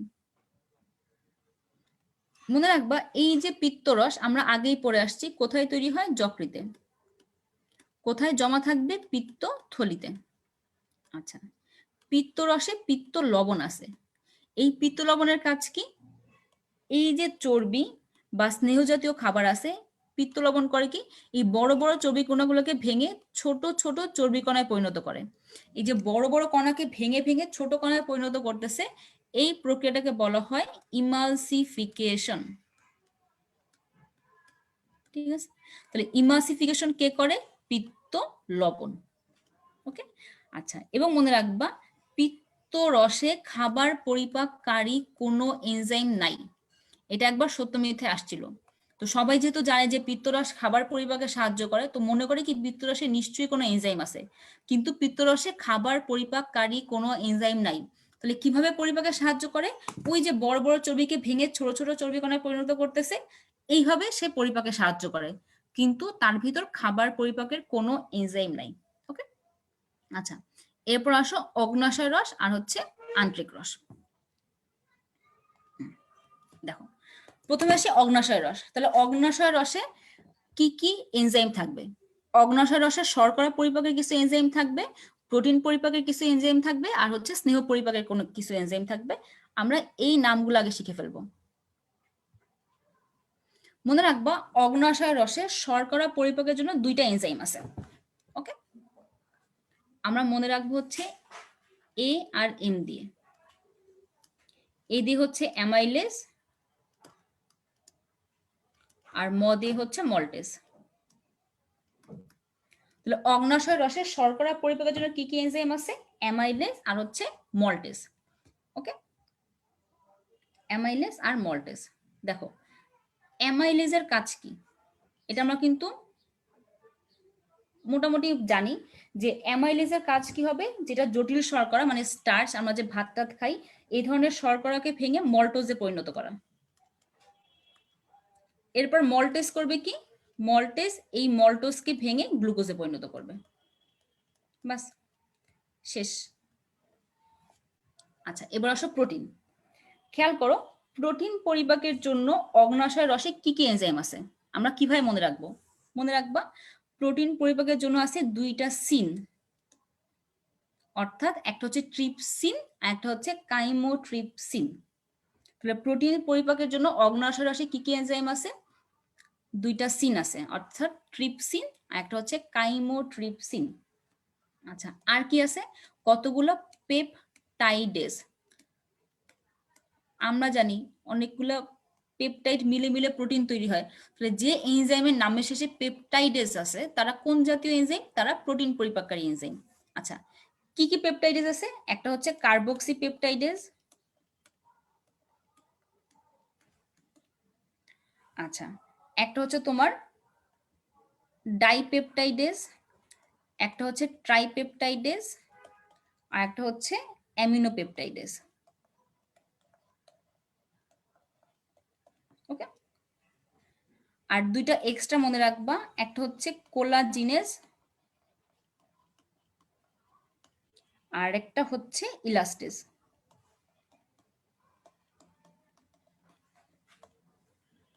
কোলাজেন এক প্রকার প্রোটিন আমরা জানি, ইলাস্টিনও এক প্রকার প্রোটিন। তাহলে এদেরকে ভাঙার জন্য থাকে কোলাজিনেস আর ইলাস্টেজ। তাহলে খেয়াল করো, অগ্ন্যাশয় রসে প্রোটিন পরিপাকের জন্য কি কি এনজাইম আছে আমরা মনে রাখবো? দুইটা সিন, ট্রিপসিন, কাইমোট্রিপসিন। আর কিছু পেপটাইডেস। কি কি পেপটাইডেস? একটা হচ্ছে কার্বক্সি পেপটাইডেস, একটা হচ্ছে ট্রাইপেপটাইডেস, ডাইপেপটাইডেস, অ্যামিনোপেপটাইডেস। ওকে, আর কি আছে? আর আছে তোমার ইলাস্টেজ এবং কোলাজিনেস। আচ্ছা, এগুলা কি ভেঙে কি তৈরি করে? দেখলে মনে হবে অনেক কঠিন, আপু এতগুলো কিভাবে মনে রাখবো? কিন্তু একদম সোজা। খেয়াল করো, যে দুইটা সিন আছে অর্থাৎ ট্রিপসিন আর কাইমোট্রিপসিন, এরা করে কি, বড় বড় প্রোটিন অর্থাৎ প্রোটিওস পেপটন, এদেরকে ভেঙে রাখে পলিপেপটাইডে পরিণত করে। ঠিক আছে, পলিপেপটাইড চেনে পরিণত করবে। আর এরপর দেখো, যেসব পেপটাইডেস গুলো আছে এই পেপটাইডেস গুলা এই পলিপেপটাইড গুলোকে ভেঙে অ্যামিনো অ্যাসিডে পরিণত করবে। একদম সোজা। ওকে, তাহলে কি হয়? ট্রিপসিন, কাইমোট্রিপসিন এরা করে কি, বড় বড় যে প্রোটিনগুলো আছে অর্থাৎ প্রোটিওস পেপটন, এদেরকে ভেঙে পলিপেপটাইডের চেনে পরিণত করে। তারপর সেই পলিপেপটাইড চেনগুলোর উপর পেপটাইডেস গুলো কাজ করে। এই পেপটাইডেস গুলো কি করবে? পলিপেপটাইডকে ভেঙে অ্যামিনো অ্যাসিডে পরিণত করবে। ওকে, একদম ইজি। আচ্ছা, বাকি থাকলো কে? স্নেহ। আচ্ছা, স্নেহ পরিপাকের জন্য অগ্ন্যাশয় রসে কি কি এনজাইম আছে আমরা মনে রাখবো ফলক দিয়ে। ফ দিয়ে ফসফোলাইপেজ। দেখো নামের শেষে লাইপেজ আছে, তুমি বুঝতেই পারবা ফসফোলাইপেজ হচ্ছে একটা লিপিড পরিপাক এনজাইম। ল দিয়ে লাইপেজ। ক দিয়ে কোলেস্টেরল অ্যাস্টারেজ। দেখো কোলেস্টেরল এক প্রকার লিপিড, তাহলে কোলেস্টেরল অ্যাস্টারেজ কোন জাতীয় এনজাইম? লিপিড পরিপাককারী এনজাইম। ওকে, এবং আমরা জানি লিপিড ভেঙে সাধারণত কি তৈরি করে? ফ্যাটি অ্যাসিড আর হচ্ছে গ্লিসারল।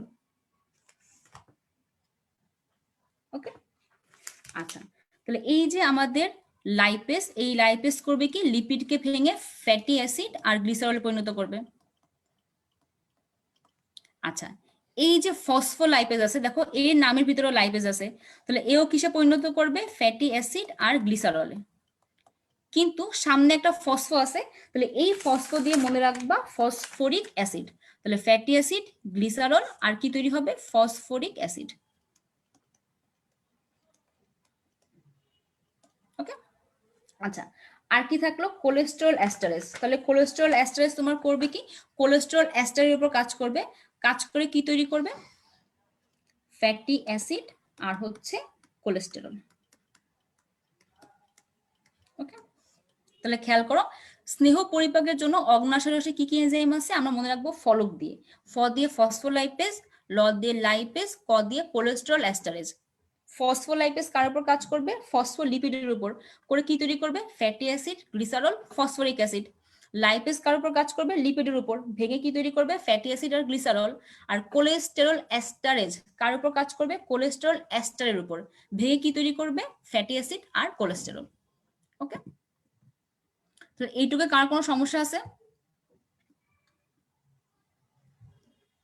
এইটুকু ক্লিয়ার সবার? আচ্ছা, পিত্তরস আর আন্ত্রিক রস, না পিত্তরস আর আন্ত্রিক রস এক না। পিত্তরস তোমার আসবে হচ্ছে পিত্তথলি থেকে, অর্থাৎ যকৃত থেকে তৈরি হবে, তৈরি হয়ে পিত্তথলিতে জমা থাকবে, সেখান থেকে আসবে, এটাকে বলি পিত্তরস। আর আন্ত্রিক রস আসে আমাদের অন্ত্র থেকে, এই যে ক্ষুদ্রান্ত্রের গায়ে অনেক গ্রন্থি আছে, এই গ্রন্থি থেকে যে রসটা বের হবে তাকে আমরা বলবো আন্ত্রিক রস। ওকে, আর যেটা অগ্নাশয় থেকে আসে সেটা হচ্ছে অগ্নাশয় রস।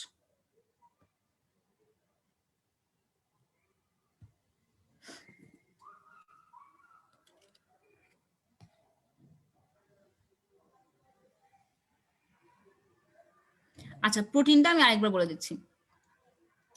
প্রোটিনটা একটু বড় তো, একটু ঝামেলা লাগার মতো, কোনো সমস্যা নেই। এটাই আমাদের লাস্ট টপিক, এটা আমরা সুন্দর করে পড়বো। তাহলে প্রোটিন পরিপাকের জন্য কি কি এনজাইম আছে? দেখো, অগ্নাশয় রসে প্রোটিন পরিপাকের জন্য যে এনজাইম গুলো আছে, প্রথম দুইটা এনজাইমের নাম আমরা মনে রাখবো সিন দিয়ে, অর্থাৎ ট্রিপসিন আর হচ্ছে কাইমোট্রিপসিন। ওকে, একটা হচ্ছে ট্রিপসিন আর একটা হচ্ছে কাইমোট্রিপসিন।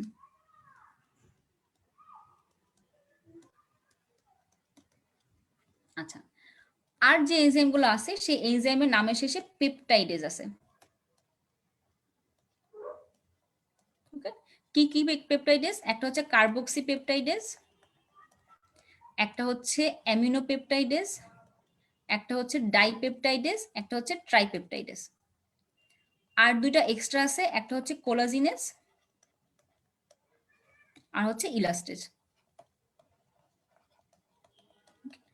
আচ্ছা, তোমার পরীক্ষায় আসতে পারে যে নিচের কোনটি প্রোটিন পরিপাককারী এনজাইম না অবজেক্টিভে। ধরো আসলো ট্রিপসিন, কাইমোট্রিপসিন, কার্বক্সিপেপটাইডেজ, অ্যামাইলেজ। তাহলে কোনটা প্রোটিন পরিপাককারী এনজাইম না? অ্যামাইলেজ। এভাবে করবা। আচ্ছা, আর ব্রড কোশ্চেনে আসতে পারে যে অগ্নাশয় রসে প্রোটিন পরিপাককারী কি কি এনজাইম আছে, এরা কিভাবে প্রোটিন পরিপাক করে। তখন তুমি লিখবা যে অগ্নাশয় রসে প্রোটিন পরিপাককারী যে এনজাইম গুলো আছে সেগুলো নিম্নরূপ। তোমার নাম লিখবা trypsin, chymotrypsin, carboxypeptidase, aminopeptidase, dipeptidase, tripeptidase, collagenase, elastase. কিভাবে কাজ করে? ট্রিপসিন আর কাইমোট্রিপসিন যাদের নামের শেষে সিন আছে, এরা করবে কি বড় প্রোটিন অর্থাৎ প্রোটিওস পেপটন, এদেরকে ভেঙে পলিপেপটাইডে পরিণত করে। আচ্ছা, এরপর পেপটাইডেস নামক যত এনজাইম গুলো আছে, যেমন কার্বক্সিপেপটাইডেস, অ্যামাইনো পেপটাইডেস, ডাইপেপটাইডেস, ট্রাইপেপটাইডেস, এরা সবাই এই পলিপেপটাইডকে ভেঙে অ্যামিনো অ্যাসিডে পরিণত করবে। ওকে, তাহলে আমাদের আলটিমেটলি প্রোটিন ভেঙে কি তৈরি হবে? Amino acid. ঠিক আছে, আচ্ছা মনে রাখবো অনেকগুলো অ্যামিনো অ্যাসিড মিলে পলিপেপটাইড চেন তৈরি হয়। ঠিক আছে, আর পলিপেপটাইডের চেন মিলে মিলে প্রোটিন তৈরি হয়। তাহলে যখন প্রোটিন ভাঙে, প্রোটিন ভেঙে আগে পলিপেপটাইড তৈরি করে, সেই পলিপেপটাইড ভেঙে অ্যামিনো অ্যাসিড তৈরি হয়। তাহলে যখন তোমার ট্রিপসিন, কাইমোট্রিপসিন প্রোটিনকে ভাঙবে, ভাঙলে আগে তৈরি হবে পলিপেপটাইড। এরপর পলিপেপটাইডেস গুলো করবে কি? এই পলিপেপটাইডকে ভেঙে কিসে পরিণত করবে? একদম ক্ষুদ্র অংশ অ্যামিনো অ্যাসিডে। ক্লিয়ার সবার এখন?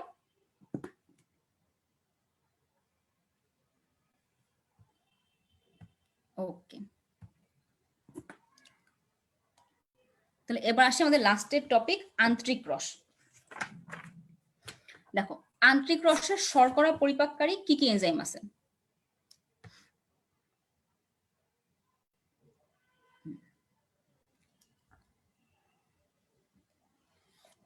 দেখো, আন্তরিক রসের শর্করা পরিপাককারী এনজাইম গুলা মনে রাখার জন্য মনে রাখবা এএম সাথে লস। এএম দিয়ে কি? আগেরটাই অ্যামাইলেজ, মল্টেজ। ঠিক আছে, অ্যামাইলেজ, মল্টেজ, সাথে একটু মনে রাখবা মল্টেজের সাথে আইসোমল্টেজ, ল দিয়ে ল্যাকটেজ, আর স দিয়ে সুক্রেস। ঠিক আছে, তাহলে শর্করা পরিপাকের জন্য আন্তরিক রসে কি কি এনজাইম আছে? Amylase, maltase, lactase, sucrase. Amylase, maltase, isomaltase, lactase, sucrase. আচ্ছা, অ্যামাইলেজ মল্টেজ কি কাজ করে আমরা জানি, শুধু ল্যাকটেজ আর সুক্রেজের কাজটা একটু জানতে হবে। খেয়াল করে দেখো, ল্যাকটেজ, এই ল্যাকটেজ কাজ করবে ল্যাকটোজ নামক শর্করার উপর, এবং ল্যাকটোজকে ভেঙে কিসে তো পরিণত করে? গ্লুকোজ এবং গ্যালাক্টোজে। ঠিক আছে, তাহলে ল্যাকটেজ নামক এনজাইম কার উপর কাজ করবে? ল্যাকটোজের উপর, ভেঙে কি তৈরি হবে? গ্লুকোজ আর গ্যালাক্টোজ। সুক্রেজ নামক এনজাইম কাজ করবে কার উপর? সুক্রোজের উপর, ভেঙে কি তৈরি হবে? গ্লুকোজ আর ফ্রুক্টোজ। একটু ক্লিয়ার সবার? তাহলে আন্তরিক রসের শর্করা পরিপাকের জন্য কি কি এনজাইম আছে? এএম আর লস, অ্যামাইলেজ, মল্টেজ, আইসোমল্টেজ, ল্যাকটেজ আর সুক্রেজ। ল্যাকটেজ কার উপর কাজ করে? ল্যাকটোজের উপর, ভেঙে কি তৈরি হবে? গ্লুকোজ আর গ্যালাক্টোজ। সুক্রোজও তোমার একটা ডাইস্যাকারাইড, তাহলে সুক্রোজ ভেঙে কি তৈরি করবে? গ্লুকোজ আর ফ্রুক্টোজ। ওকে, আচ্ছা এবার আসি প্রোটিন পরিপাকের জন্য কি এনজাইম আছে। মনে রাখবা, প্রোটিন পরিপাকের জন্য আন্তরিক রসে একটা মাত্র এনজাইম আছে, যেটার নাম হচ্ছে অ্যামিনোপেপটাইডেস। তাহলে আন্তরিক রসে প্রোটিন পরিপাকের জন্য একটা মাত্র এনজাইম আছে, যার নাম হচ্ছে অ্যামিনোপেপটাইডেস। এটা কিন্তু অগ্ন্যাশয় রসেও ছিল। ঠিক আছে, তাহলে অ্যামিনোপেপটাইডেস কি কাজ করে আমরা জানি, লাস্টে পেপটাইডেস আছে, তাহলে এটা কি করবে? পেপটাইডকে ভেঙে, মানে পলিপেপটাইডকে ভেঙে অ্যামিনো অ্যাসিডে পরিণত করে। ওকে, আচ্ছা বাকি থাকলো কে? বাকি থাকলো হচ্ছে আন্তরিক রস। তাহলে আন্তরিক রসে স্নেহ পরিপাকের জন্য তিনটা এনজাইম আছে। আমরা মনে রাখবো হচ্ছে মলি দিয়ে।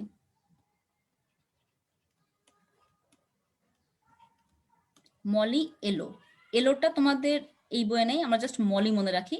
মদে মনে রাখবা মনোগ্লিসারাইডেস। মনো, নামগুলো একটু কঠিন মনে হবে যেহেতু প্রথম পড়তেছো, কিন্তু বারবার পড়তে পড়তে ঠিক হয়ে যাবে। মনোগ্লিসারাইডেস। ওকে, ল দিয়ে মনে রাখবা লেসিথিনেজ, আর আরেকটা মনে রাখবা লাইপেস। তাহলে স্নেহ পরিপাকের জন্য কি কি এনজাইম আছে আন্তরিক রসে? মনোগ্লিসারাইডেস, লেসিথিনেজ, লাইপেস। মনোগ্লিসারাইডেস, লেসিথিনেজ, লাইপেস। আমি একবার রিভিউ করে দিব, একদম ইজি হয়ে যাবে, জাস্ট একবার শোনো। তাহলে স্নেহ পরিপাকের জন্য কি কি এনজাইম আছে? মনোগ্লিসারাইডেস, লেসিথিনেজ, আর একটা হচ্ছে লাইপেস। তাহলে খেয়াল করো, মনোগ্লিসারাইডেস কার উপর কাজ করবে? নাম শুনে বোঝা যায়, মনোগ্লিসারাইড। ঠিক আছে, তাহলে মনোগ্লিসারাইডেস কি করবে? এই মনোগ্লিসারাইডকে ভেঙে ফ্যাটি অ্যাসিড আর গ্লিসারলে পরিণত করবে। ওকে, লাইপেস, লাইপেসও কি করবে? চর্বিকে ভেঙে বা স্নেহকণাকে ভেঙে তোমার ফ্যাটি অ্যাসিড আর গ্লিসারলে পরিণত করে। বাকি থাকলো কে? লেসিথিনেজ। দেখো নাম শুনে বোঝা যায়, লেসিথিনেজ কার উপর কাজ করবে? লেসিথিনের উপর। এবং লেসিথিনকে ভেঙে এটা কি কি তৈরি করে? ফ্যাটি অ্যাসিড আর গ্লিসারল তো করবেই, আর সাথে দুইটা এক্সট্রা জিনিস তৈরি করে, একটা হচ্ছে ফসফরিক অ্যাসিড আর একটা হচ্ছে কোলিন। ওকে, তাহলে খেয়াল করো, স্নেহ পরিপাকের জন্য আন্তরিক রসে কি কি এনজাইম আছে? একটা হচ্ছে মনোগ্লিসারাইডেস, একটা হচ্ছে লেসিথিনেজ, আর একটা হচ্ছে লাইপেস। মনোগ্লিসারাইডেস কার উপর কাজ করে? নিজেরাই অ্যান্সার দাও। মনোগ্লিসারাইডেস কার উপর কাজ করবে? মনোগ্লিসারাইড কি তৈরি করে? ফ্যাটি অ্যাসিড আর গ্লিসারল। লাইপেস কার উপর কাজ করে? আমরা জানি স্নেহকণার উপর, ভেঙে কি তৈরি করবে? Fatty acid, glycerol. আচ্ছা, লেসিথিনেজ কার উপর কাজ করবে? লেসিথিন ভেঙে কি তৈরি করবে? ফ্যাটি অ্যাসিড আর গ্লিসারল তো করবেই, সাথে কি তৈরি করে? ফসফরিক অ্যাসিড আর হচ্ছে কোলিন। ফসফরিক অ্যাসিড এবং কোলিন। তাহলে দেখো আমরা একটু শর্টকাটে পড়ি যে কার্বোহাইড্রেট পরিপাকের জন্য অগ্ন্যাশয় রসে কি কি এনজাইম আছে? এএম, অ্যামাইলেজ আর মল্টেজ। আন্তরিক রসে কি আছে? Amylase, maltase, isomaltase, lactase, sucrase. আচ্ছা এবার আসি প্রোটিন পরিপাক। প্রোটিন পরিপাকের জন্য অগ্ন্যাশয় রসে কি কি এনজাইম আছে? নিজেরা একটু মনে করো। প্রোটিন পরিপাকের জন্য অগ্ন্যাশয় রসে কি কি এনজাইম ছিল? দুইটা সিন, ট্রিপসিন, কাইমোট্রিপসিন, তাই না? আর হচ্ছে কিছু পেপটাইডেস। কি কি পেপটাইডেস? ডাই, 2 দিয়ে মনে রাখবা ডাই পেপটাইডেস, 3 দিয়ে মনে রাখবা ট্রাইপেপটাইডেস, আমি দিয়ে মনে রাখবা অ্যামিনো পেপটাইডেস, কার্বন দিয়ে মনে রাখবা কার্বক্সি পেপটাইডেস। তাহলে trypsin, chymotrypsin, dipeptidase, tripeptidase, aminopeptidase, carboxypeptidase. আর আন্তরিক রসে কি এনজাইম ছিল? একটাই ছিল, সেটা হচ্ছে অ্যামিনো পেপটাইডেস। আচ্ছা, লিপিড পরিপাকের জন্য অগ্নাশয় রসে কি এনজাইম ছিল? ফলক, ফসফোলাইপেজ, লাইপেজ, কোলেস্টেরল এস্টারেজ। আর আন্তরিক রসে কি এনজাইম ছিল? মনোগ্লিসারাইডেস, লেসিথিনেজ এবং লাইপেজ। ওকে, এই হচ্ছে ক্ষুদ্রান্তে খাদ্য পরিপাকের এনজাইম। ওকে, ক্লাস শেষ হওয়ার পর এই 2টা পৃষ্ঠা 2বার রিডিং দিবা, একদম পড়া হয়ে যাবে। আচ্ছা, এবার আমাকে এই কোশ্চেনটার অ্যান্সার দাও, দেখি কে দিতে পারো। প্রোটিন পরিপাককারী এনজাইম নয় নিচের কোনটি?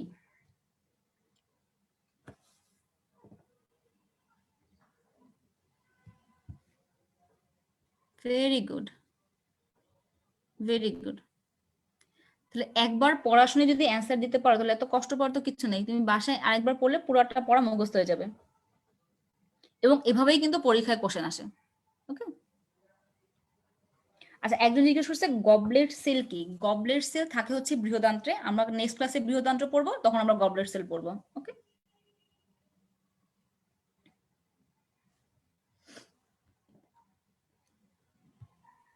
আচ্ছা, তাহলে এইটুক পর্যন্ত হচ্ছে আজকে আমাদের পড়া। এখন আমাকে বলো, আমরা আজকে কিন্তু অনেক কিছু পড়ছি এবং সব ইম্পর্টেন্ট জিনিস পড়ছি, প্রত্যেকটা জিনিস পরীক্ষায় আসার মতো। যকৃত বলো, অগ্নাশয় বলো, খাবারের পরিপাক বলো, প্রত্যেকটা জিনিস খুবই ইম্পর্টেন্ট। যা যা পড়লাম এখান থেকে কারো কোনো সমস্যা আছে কিনা আমাকে জানাও।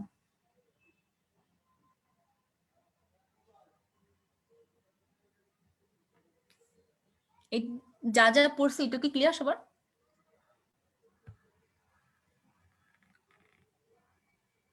হ্যাঁ, বাকি যে টপিকগুলো আছে, স্নায়ুতন্ত্রের ভূমিকা, হরমোনের ভূমিকা, বৃহদান্ত্রে খাবারের শোষণ এবং খাবারের যে বাকি শোষণ, এবং হচ্ছে আমাদের স্থূলতা, এই টপিকগুলো আমরা নেক্সট ক্লাসে পড়বো। হ্যাঁ, একটা এক্সট্রা ক্লাস দেওয়া হবে, তোমরাই খেয়াল করো। আমরা যেটুক পড়ছি এইটুক পড়তে আমাদের কত সময় লাগলো, তাই না? প্রায় 1.5 ঘন্টা। এবং বাকি জিনিস যদি আমরা আজকে পড়তে যাই তাহলে আমরা এই যেটুকু পড়ছি আমরা এইটুকু ভুলে যাব, বাকিটুকু ঠিক মতো পড়া হবে না। তাহলে বাকিটা আমরা নেক্সট রুটিনে একটা এক্সট্রা ক্লাস দেওয়া হবে, সেই ক্লাসে পড়বো। এটা তোমাদের ভালোর জন্যই। ওকে, আচ্ছা, আমাকে বলো কারো কোনো টপিকে সমস্যা আছে কিনা, বা কারো যদি কোনো টপিকে সমস্যা থাকে একটু কমেন্টে লিখে দিও, আমাকে একটু মেনশন করে দিও, আমি ইনশাল্লাহ অ্যান্সার দিয়ে দেওয়ার চেষ্টা করব। ঠিক আছে,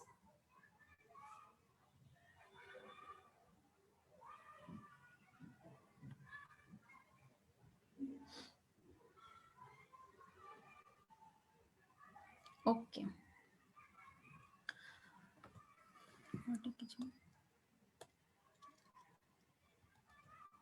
আচ্ছা, আশা করি কারো কোনো সমস্যা নাই। তাও যদি পড়তে যে কোনো সমস্যা মনে হয় আপুকে জানাবা, আপু ইনশাল্লাহ তোমাদের অ্যান্সার দিয়ে দেওয়ার চেষ্টা করবো। ওকে, থ্যাংক ইউ সবাইকে এত ধৈর্য ধরে ক্লাসটা শোনার জন্য। আচ্ছা, পিডিএফটা দিয়ে দিব। ওকে, ওকে, তাহলে সবাই ভালো থেকো, পড়াশোনা করো, কোনো সমস্যা হলে আপুকে জানাও, আপুর জন্য দোয়া করো। ওকে, ওকে, বাই বাই।